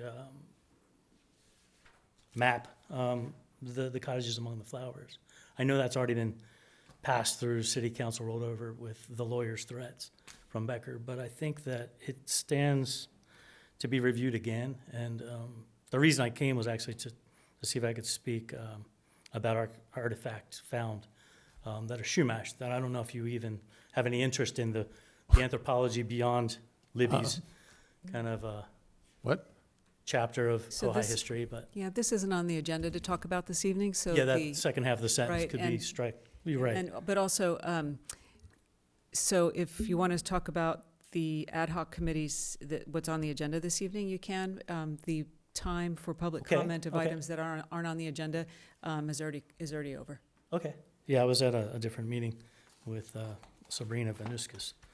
All right, well, if I could talk to somebody after, I'm Sure, just curious. Sure, I have questions. be happy to answer both of those questions. Cool, thank you. So, yeah, hang around. Hopefully, we won't be too long. All right. Have a seat. I'm hovering in the doorway. Okay. Okay. I just didn't want you to think we were ignoring you. We were just waiting patiently for you to let us know. And I'm glad you did. But we can talk. Structures of merit. So there were two different things that were presented. One was the one that Rick and Craig. So would you like to talk about that, Rick? Report on Well, number 1? I'll report what I can report on. So if Craig was here, because I'm hoping Craig's yeah, I hope he's okay. I It's know. unusual, but he did much of the administrative work on this. I mean, we discussed it. We did all these site visits one time, and then we got together another time, and kind of the purpose of our first meetings had to do with identifying possible future sites of merit beyond the list that's out there of the 28.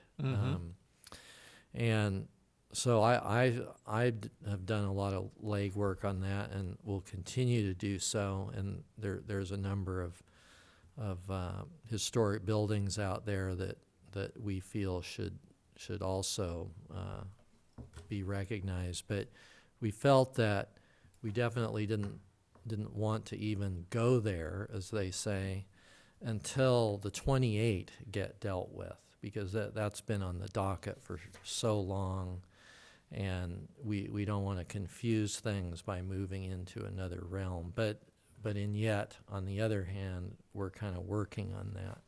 So the last time we met, which was just about a week ago, we both decided that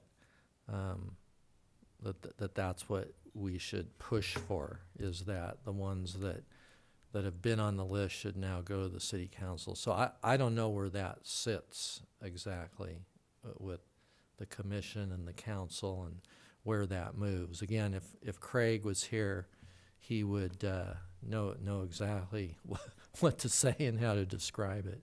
But I'm a little bit behind the ball on that one. Okay. Well, thank you.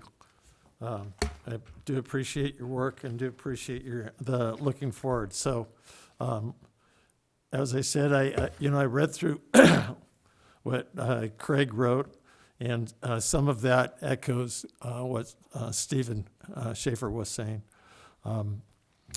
I will tell you that well, first of all, Sonia, I'd like you to work with me on the other ad hoc committee, and so we'll get together, okay? But so what I did was, on my part, I was trying to look at the code exactly. So I had the code open. I also looked at other places, other activities, and then was trying to look at what exactly and this has been kind of something that has confused people in the past. So we work off of what the code says. And there may be areas where we would like the code to say more or say differently, but you remember for a time frame we were not able to meet because we weren't ad hoc committee meetings. We weren't able to form ad hocs. And so in talking with a lot of people, a lot of council people and others, what it came down to was the fact that the ad hoc committees could end up using staff time, and staff time had not been allocated to us, to the HPC. And so when I made was going through that at the last meeting, I, named ad hoc committee number 3, which I included Mara in, and she reminds me she can't be on an ad hoc, but I wanted her to feel included in it. But why I was able to do that was when I was talking to the council people that I talked with and answering questions, it was that we have received a fabulous amount of information from Mara as we've been talking about this in the different meetings we've got. And so I assured them that Mara would be there kind of as maybe a fact checker or code checker rather than someone that Mara, we need you to go do this for us. Mara, go change this code section for us, which is going to use Mara's time. And so that's why it's kind of, Mara was an ad hoc person only because she was going to be a reference person rather than a worker bee inside. That sound pretty? Well, I just want to add to that I'm always a reference to all of you. Yes. I actually spoke to Commissioner Fresina prior to the meeting. I'm always a reference to you. Yes. You can always contact me. These documents that have been submitted for this packet have not been reviewed, verified, qualified, edited, or anything by staff because the council hasn't given permission for me to work on the structures of merit. But outside of that, of course, not only am I a public servant, but I'm your liaison. So, you give me a phone call and ask me a question and you'll get an answer, whether I know it or I have to go find it. Yeah. And Mara and I generally, until our schedules get hectic, talk for a half an hour or so each week. So just in catching up and what's going on. So what I did was I went through and I looked through the code. I looked through all of the guidance that Mara had given us over the months. I printed that out and tried to put something out that basically, and I did it with the thought, and I brought this up at the meeting last week. So my thought is that, and this goes back to Steve's comment and where we are. It is to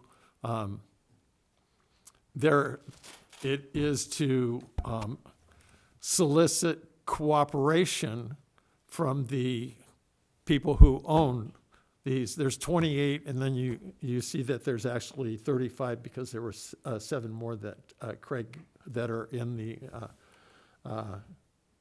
I have to always think about this. The Ojai Civic Center Historic District.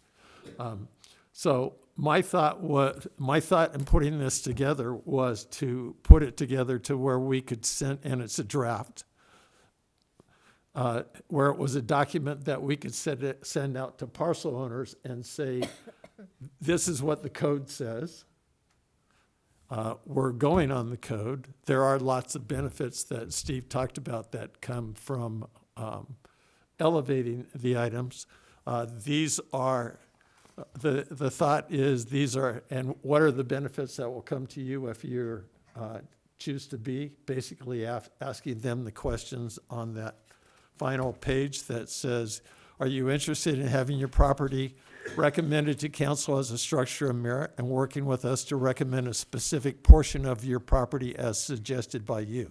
That in my mind was Crotona, because we talked about Crotona being a structure of merit. Well, what part, we again had the Crotona person here numerous times.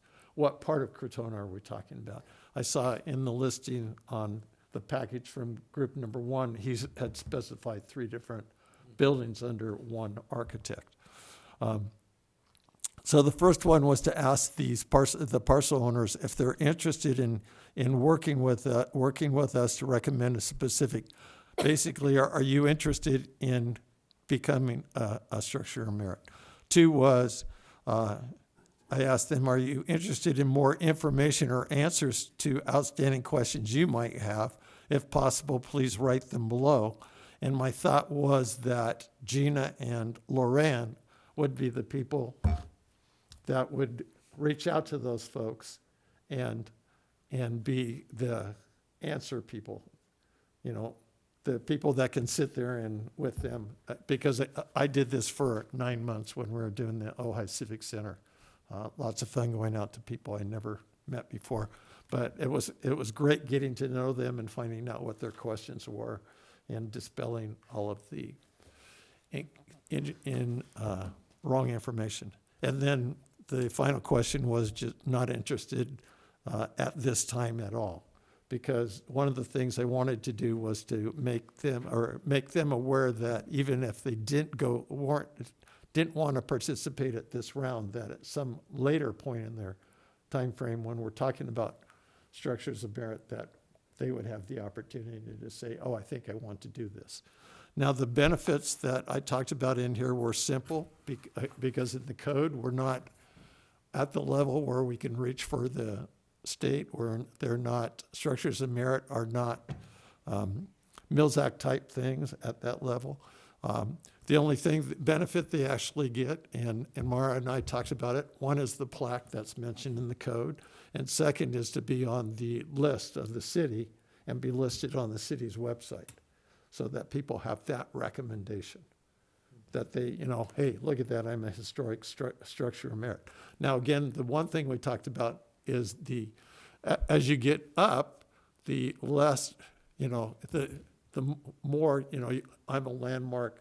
Well, yeah, there's benefits that go with that, but there's also a lot of requirements that go with that.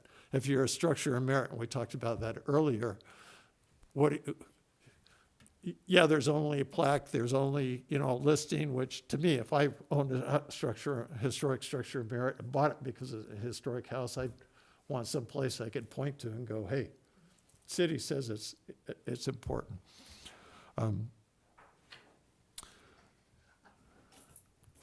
Can I chime in on this one?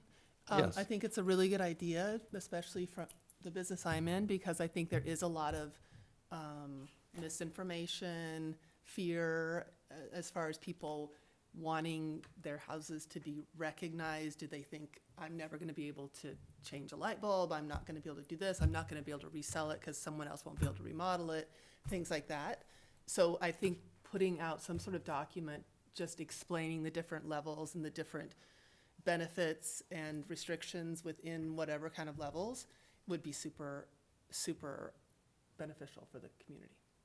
Yeah, I'd hoped at some time to get to a chart, but my life has just been hellish with meeting after meeting, like 3-hour meeting tomorrow at 8:00, the museum. But yeah, so it's kind of that.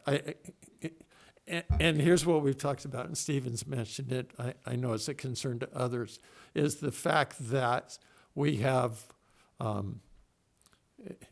mean, they've seen it in Ventura. We saw it when it first came out. I remember one of the council people joked with me, have you considered making the Arbolada a historic district?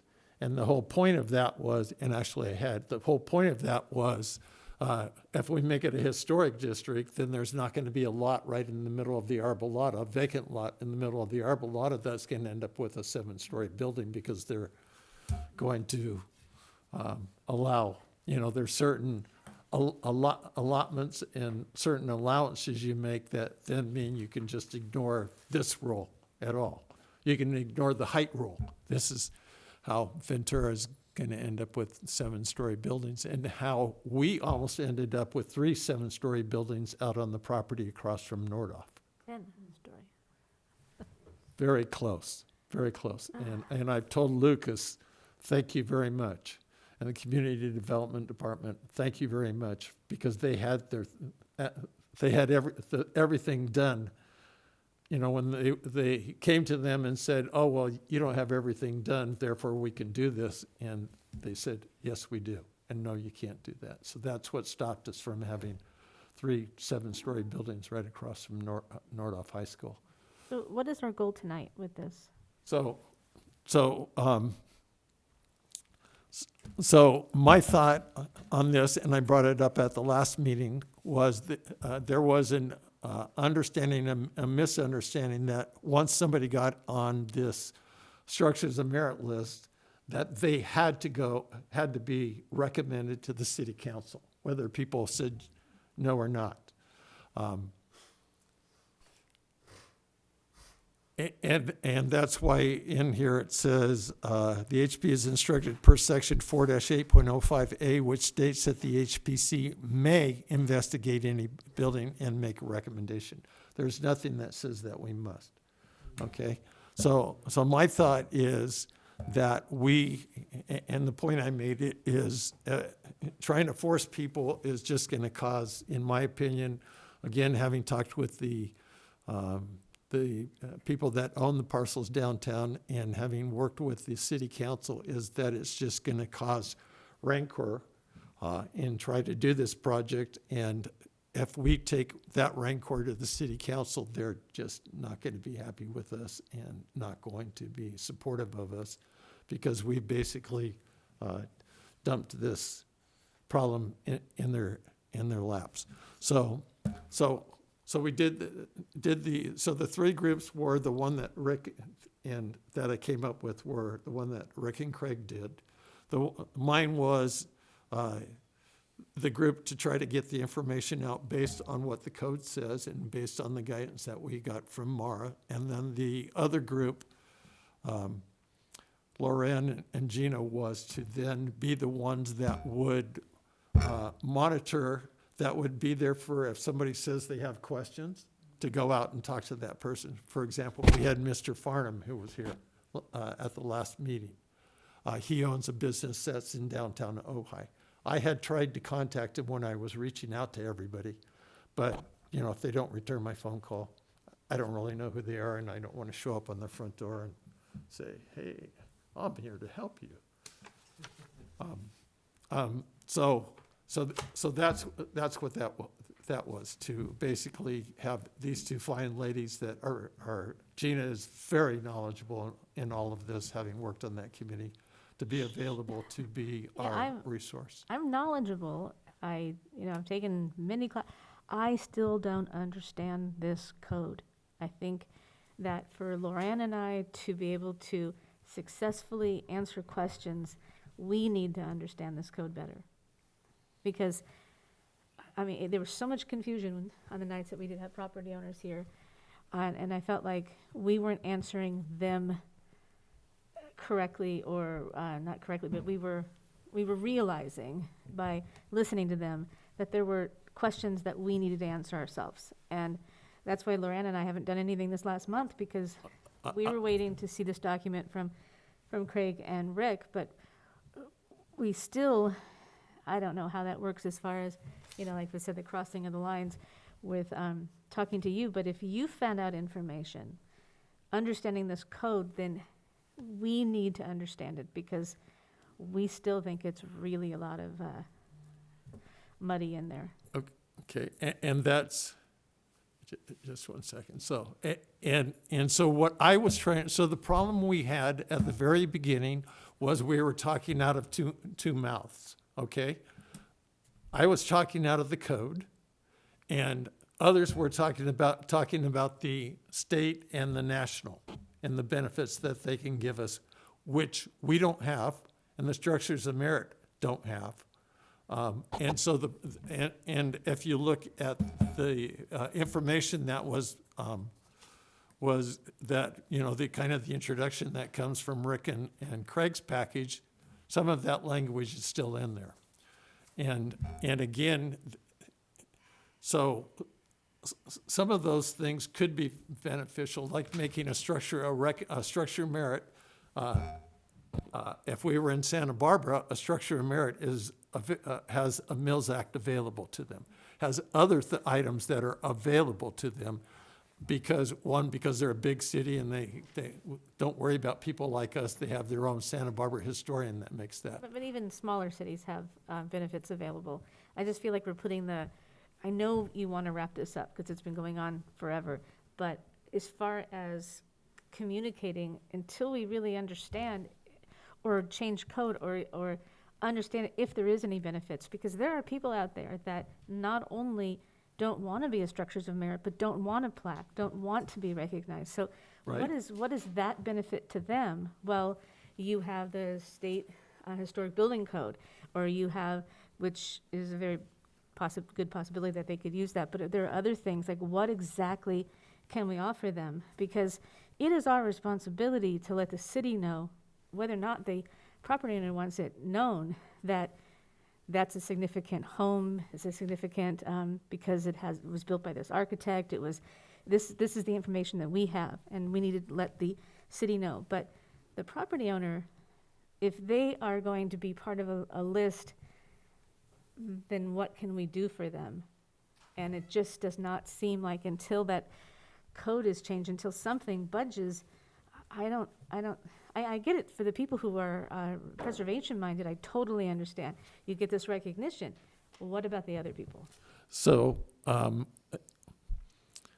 so again, the items so when you talk about the state, when you talk about the federal, you're talking about a property that isn't just someone's home, that's not recognized for anything, okay? If I took my home that I live in and said, oh, I want state and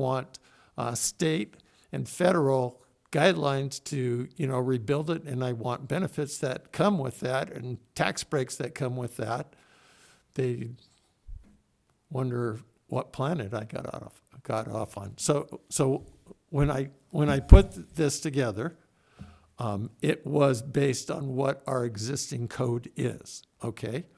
So, and I talked with Mara on this. So the only benefits that we have for a structure of merit is a plaque and the recognition, the listing on the city website. Again, that's per the code. Okay, well, that's what I said. That's per the current code. So you But- think that but- we should but- go forward to council with the current code that just gives these people a plaque and a pat on the back? That's it. Gina, that's all we can do. Because why do if we it? want to make any, because we have not received authorization from the council to go beyond that level. Right, but I mean, shouldn't that be our goal, is to get those codes, to get as many benefits to these property owners that have these significant resources for the city of Ojai? Isn't it to our benefit, to the city's benefit, to the property owner's benefit, to try to find out if we can work with the city to get some sort of benefit besides a plaque? Okay, well, we're not going to, the next level of benefit, like a Mills Act, requires right now that they're a landmark. The other thing is, the other thought, and I'll come to you, Rick, right after that. So if we're talking about people getting added benefits like a Mills Act, so right now we have the landmarks we have. we have potential Mills Act properties that are within the Ojai Civic Center. And then we're going to add 35 other places that are going to get a tax break? Maybe not a tax break, but there's other, like the State Historic Building Code. That is a real value. And that is there's a good chance, that if you're on the structures of merit, that you really can use that State Historic Building Code. That's something that they would want to know. I mean, it's so much more lenient. The code is so much more lenient if you have a structures of merit in many cities in California, that you can use the State Historic Building Code. Why wouldn't we want to try to do that? Because again, we're not at that level. We haven't been given permission by the city to go on that path. Before we did the Ojai Civic Center, we went to the council to get that. We did have our last joint council meeting where we did get That- permission to move forward, to do discovery. And it seems like our discovery is, that's all, the plaque is all we Yes, got. yes, Mara. So what the city council agreed to was moving forward with updating your SOM list, not, anyway, I just wanted to clarify that. Right, but I mean, So to change the code is, and know what you want to change it to, would be a request to the council. I just, if we don't want to move this, like, frustrated people to council, because you just said that's the last thing you want to do. Well, It feels like we're it's gonna not do what that. I wanted to do, because I only want to move to council the people who have said, yes, I want to be, my property to be considered as a structure of merit. Okay, but what about our But responsibility? we started with, what was first said is that once you're on that list, the one that Craig and Rick did, we have to send that to the council as a part of to be structures of merit, no matter what the people want. I still feel we're not quite all on the same page yet with this. Well, we're not on the same page because you're not talking about the existing code, you're talking about something that's beyond the existing code. Yeah, I just don't Okay? think that I can. We are only authorized to deal with what's in the existing code, which is why then I wrote this up, because this is based on what's in the existing code. Rick? I just think that Lorraine and I are going to be really bad salespeople. Well, I'll tell you something. I cannot imagine, and I'm going to overstep my bounds.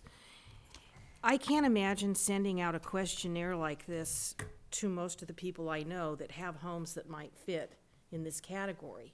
Because I know a lot of these people that aren't already on your list, Rick. You know the homes, you've seen them all, and they're not on here yet, right? Right.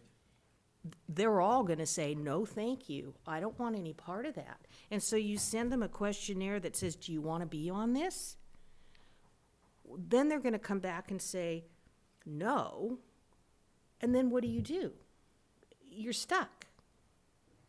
Okay. You have a no. Okay. And so those structures are going to get lost, and they're going to get destroyed over the next Okay. short while. Can I say something? Yeah, go ahead. From the standpoint of one of the ad hoc commission members, this is easy for me to say, but that's part of what you guys have to create, is a way to get to these folks and explain it. And But how that can you- hasn't been done How yet. can you explain it when you can't even answer the questions? Well, this is part of the mission.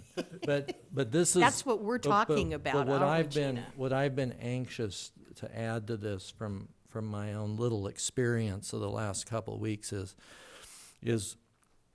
we're all, when we think about this, we tremble in fear from the folks who've shown up here and pushed back, right? That's who we think about. So. I don't tremble in let- fear. let- I let- feel their fear, and Okay, I want to let me address just, their let me concerns. just finish so I don't lose my train of thought. So when I was out there looking at the next list, okay? So I didn't take it out of the book. I mean, I went to the book later and looked up the categories and everything. But what I did was I drove around and I looked at the houses that I see all the time when I'm walking around that aren't on any list.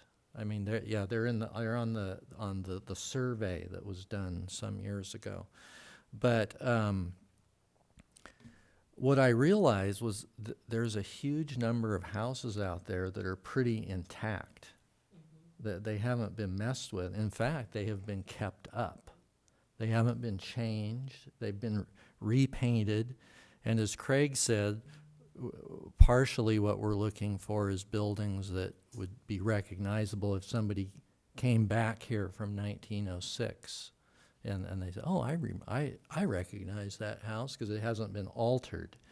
So while I was out looking around, I had a clipboard with me, and I noticed these people watching me, and I drove around the corner and I stopped in front of them and I said, I bet you wonder what I'm doing. And they said, yes, we do. And I said, well, I was, I'm looking for these historic houses, and there were a pod of them. There were 3, catty corner from each other. And they were very interested in this. And they have a historic house built in 1911. And they were very keenly interested in being protected. And so I kind of put it together. It's like, okay, there's all these houses that people are keeping up and they're proud of, and they want their house protected in perpetuity, not after they're gone. You know, they haven't, so we're not thinking like that because we're just getting the negative. And so I just wanted to throw that in as a little point of inspiration, you know, because really we're just getting going on this thing. And I don't mean to detract from what you're saying or anything. I just wanted to add that point that there's, and there'll be people who they won't want any interference, and they'll say like, well, I'm keeping it up, because I like. But I think there's people out there who actually value their historic homes.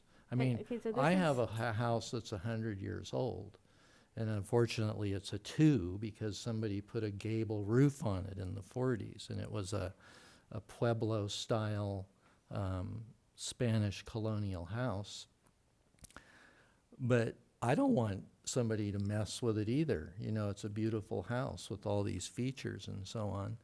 So after I'm gone, I would love it if somebody, but that's just me, but I think there's others out there like that. Okay, that's all I wanted to say. Okay, well, let me go to Sonia first. There are definitely like-minded people like that, because I know just in the business too, it's like, people want to say, I don't want to sell it to a flipper. I don't want someone that's going to come in here and gut this house, or, if they have an original house. So there definitely are people that are historically minded.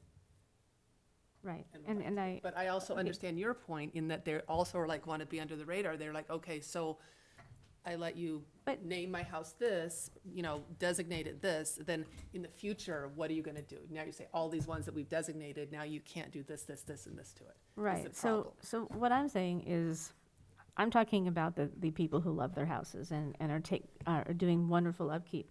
But this is 2024 and every cost has gone up. And wouldn't it be valuable to these people who really want to but maybe can't afford it to be able to access the California Building Code? And if it's just a language thing that we can adjust that will allow these people that are on the structures of merit to be able to go, thank goodness that I could actually do this that I want to do. I can actually upkeep this house that I love that has this significance. It's for those people just as well.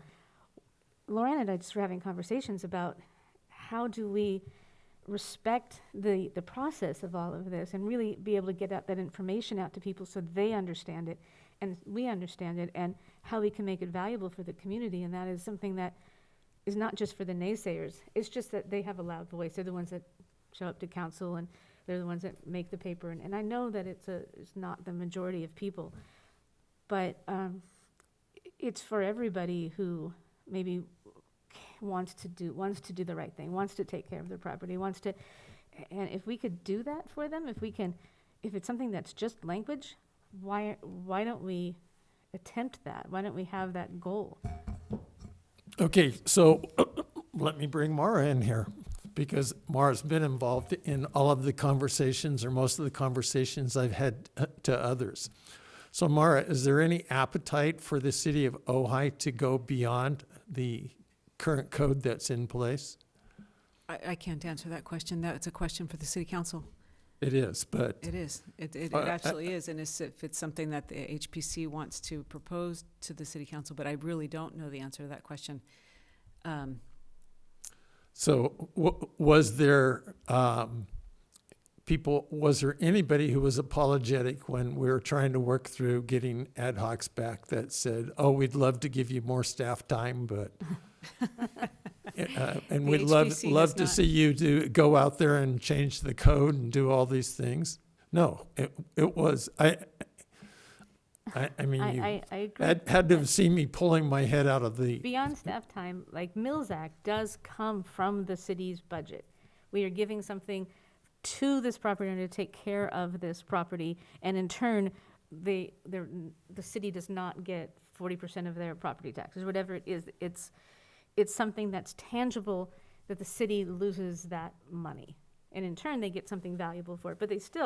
But with this, there's nothing that the city loses out on. It's just a benefit that we can change, and just a very simple language change. I just don't see why we're not just trying to do the littlest things that we can do to make this more palatable to people before we send out these things, before we're answering questions that basically we were saying, all you get is a plaque, honey, sorry. It just seems like we're so close to something that's really powerful. I understand what you're saying, but again, when,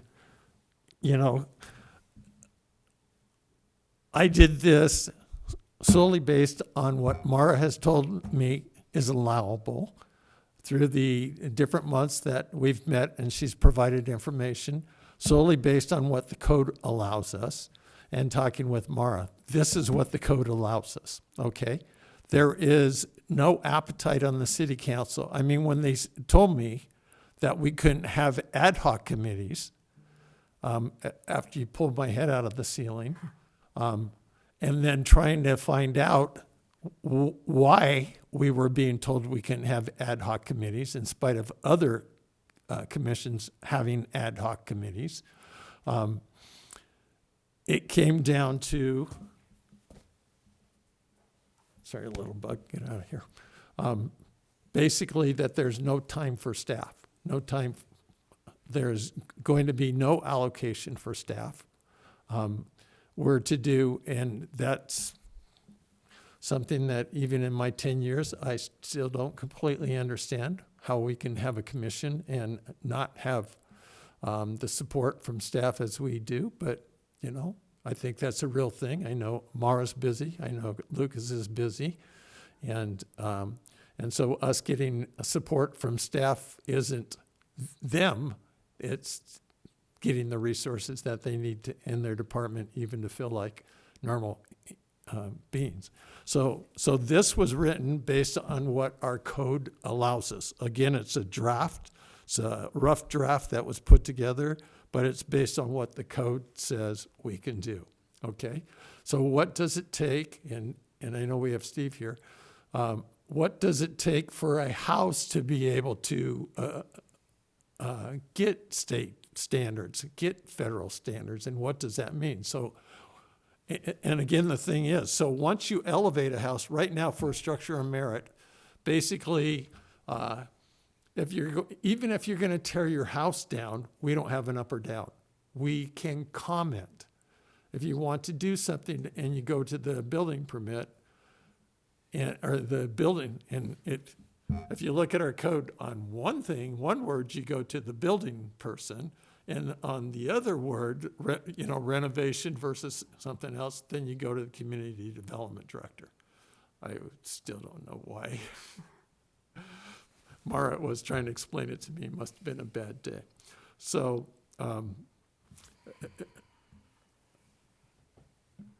So what, So if you What are we doing? elevate something, again, you're talking about a code change. so are we just in discussion tonight? We're not bringing this to an action tonight? No, I don't think this is a discussion item. And Okay. it is just to try to clarify it because Lauren, I would love to have our commission talking about the same code. And we're still not talking about the same code.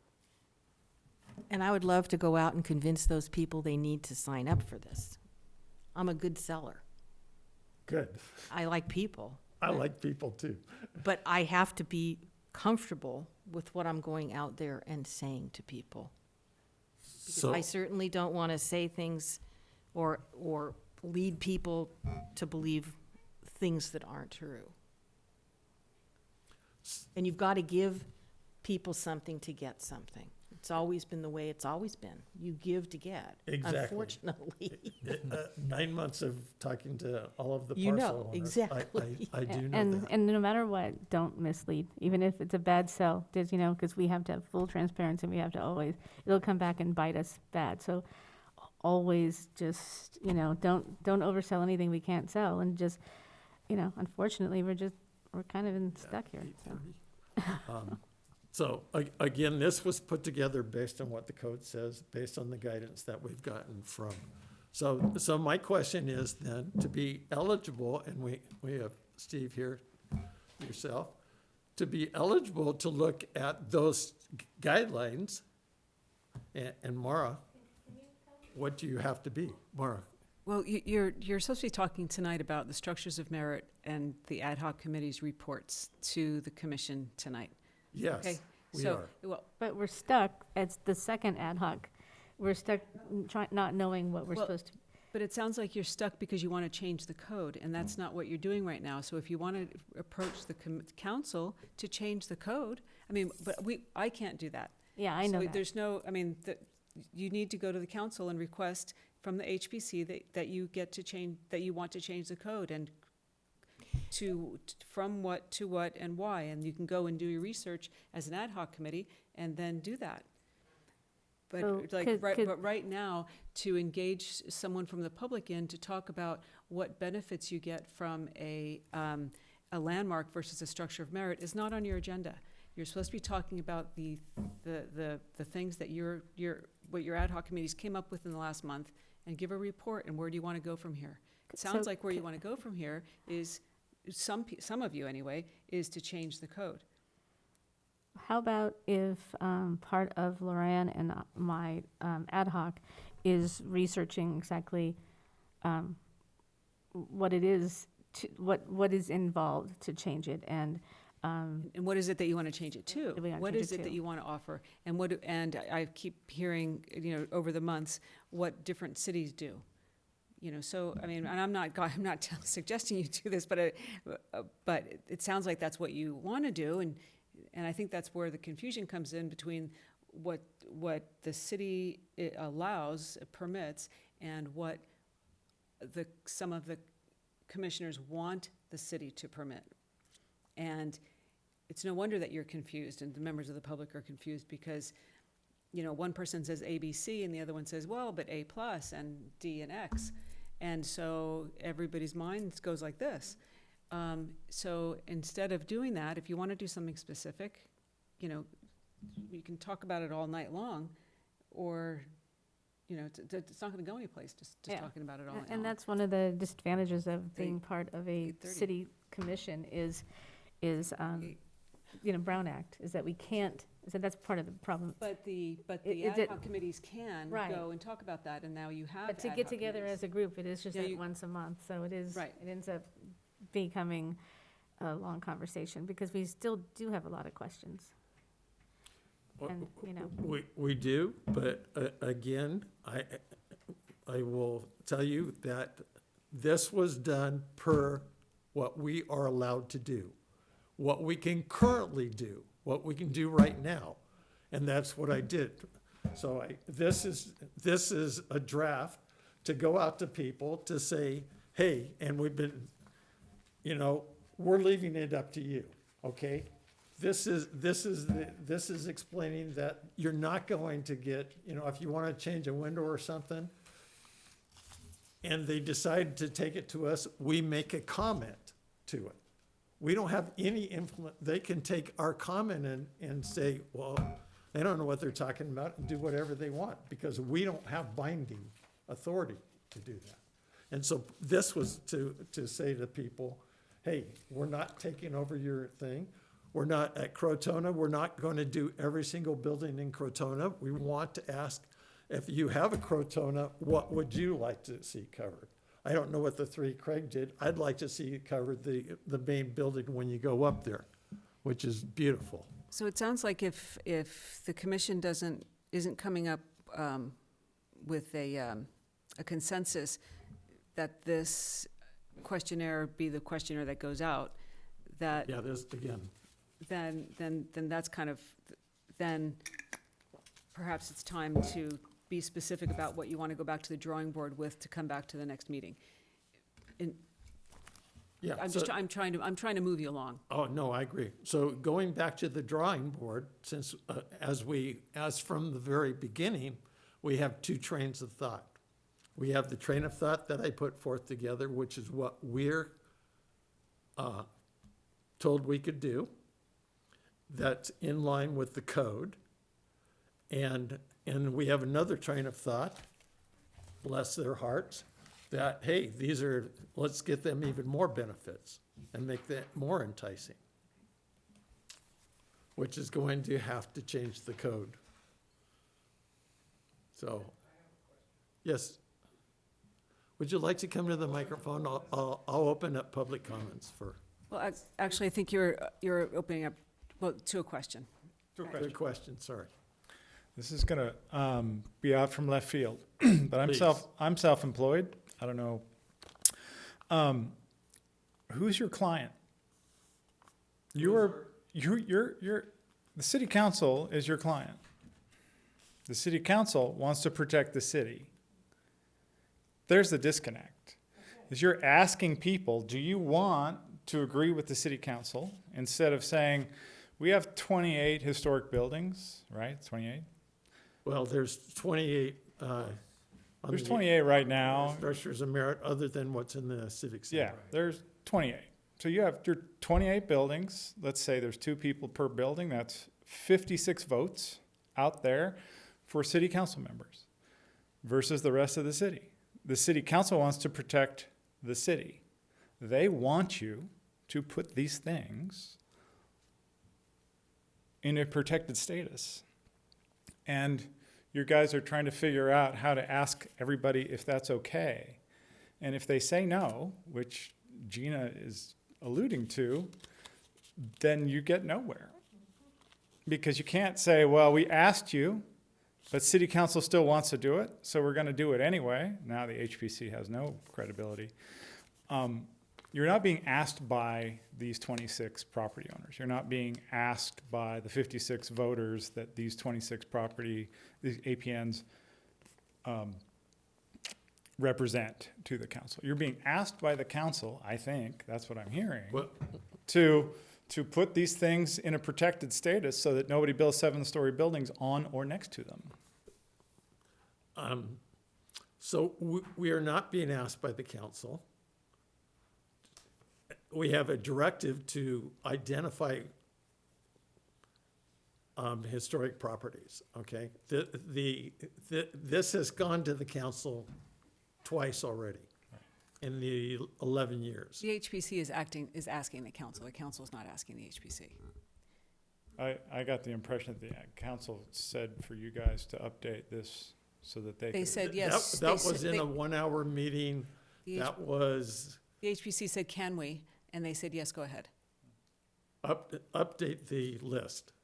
So I would, Maura's mentioned a couple times that it's possible for you to go to council and say, where are we at on this? And after that last meeting that Craig keeps referring to, where they basically said, if you want to protect these things, put them on a list, that maybe council is motivated to have you do that.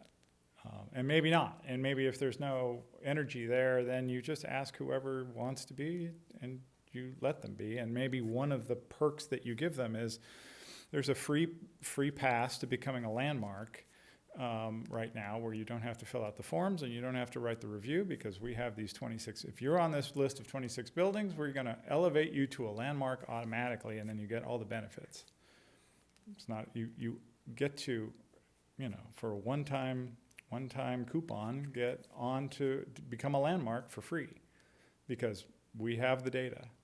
You have the data. So there are some benefits you could infer. That's an expensive thing to hire somebody to get you through the landmark process. And then they're landmarks, and then they get benefits, Yeah. What about the State Historic Resource Code? The State Historic Building Code? Building Code, sorry. Couldn't they use that as a structures of merit? Yes. Does it need a code change to do that? Or does, No, the State Historic Building Code, the first paragraph says any qualified building, and any qualified building is a building on a list or a landmark. we don't need to go to council for that, which is the whole thing that we've been Right. talking about. What says What? you do?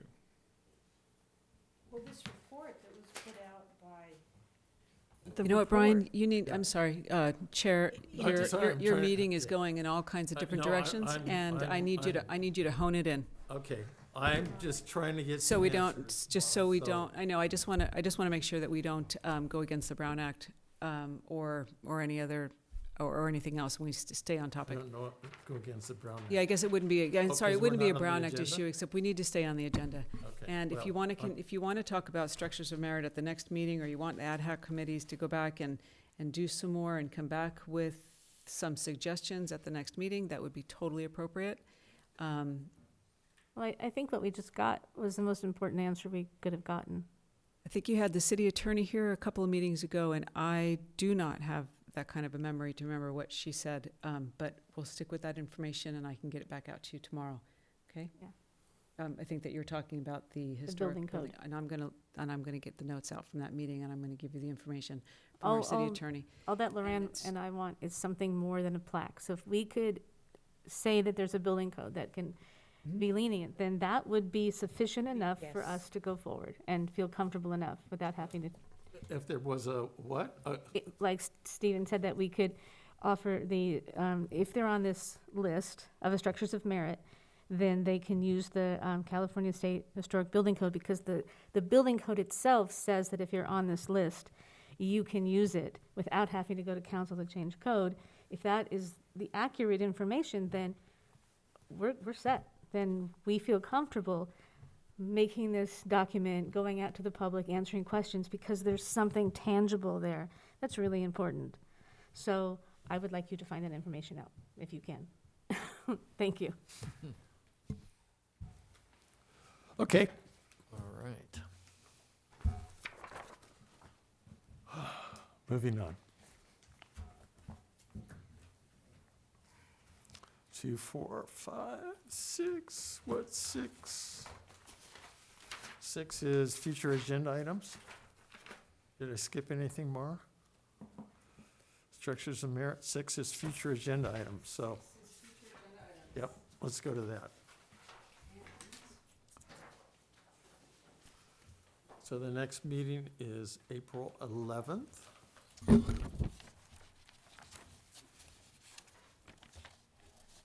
you'll have your ad hoc meeting reports if you have any, or you can verbally, if not in writing, and also Turn on your microphone. also Ojai Civic Center Historic District, and possibly, although it's not on here, possibly a color change, which would be a Oh, on the major work permit for Lavender Inn. the Lavender Inn at 210 East Matilha. That's a potential. It has not been submitted yet. Okay.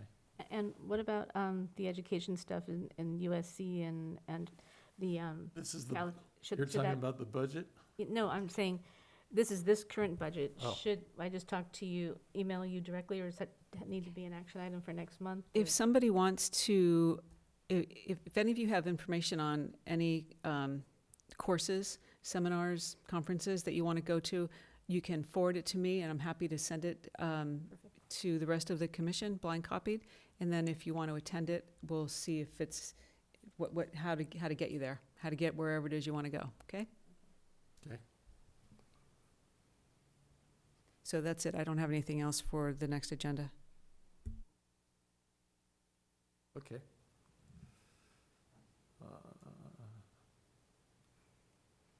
Okay. And let's see, let's go back to agenda.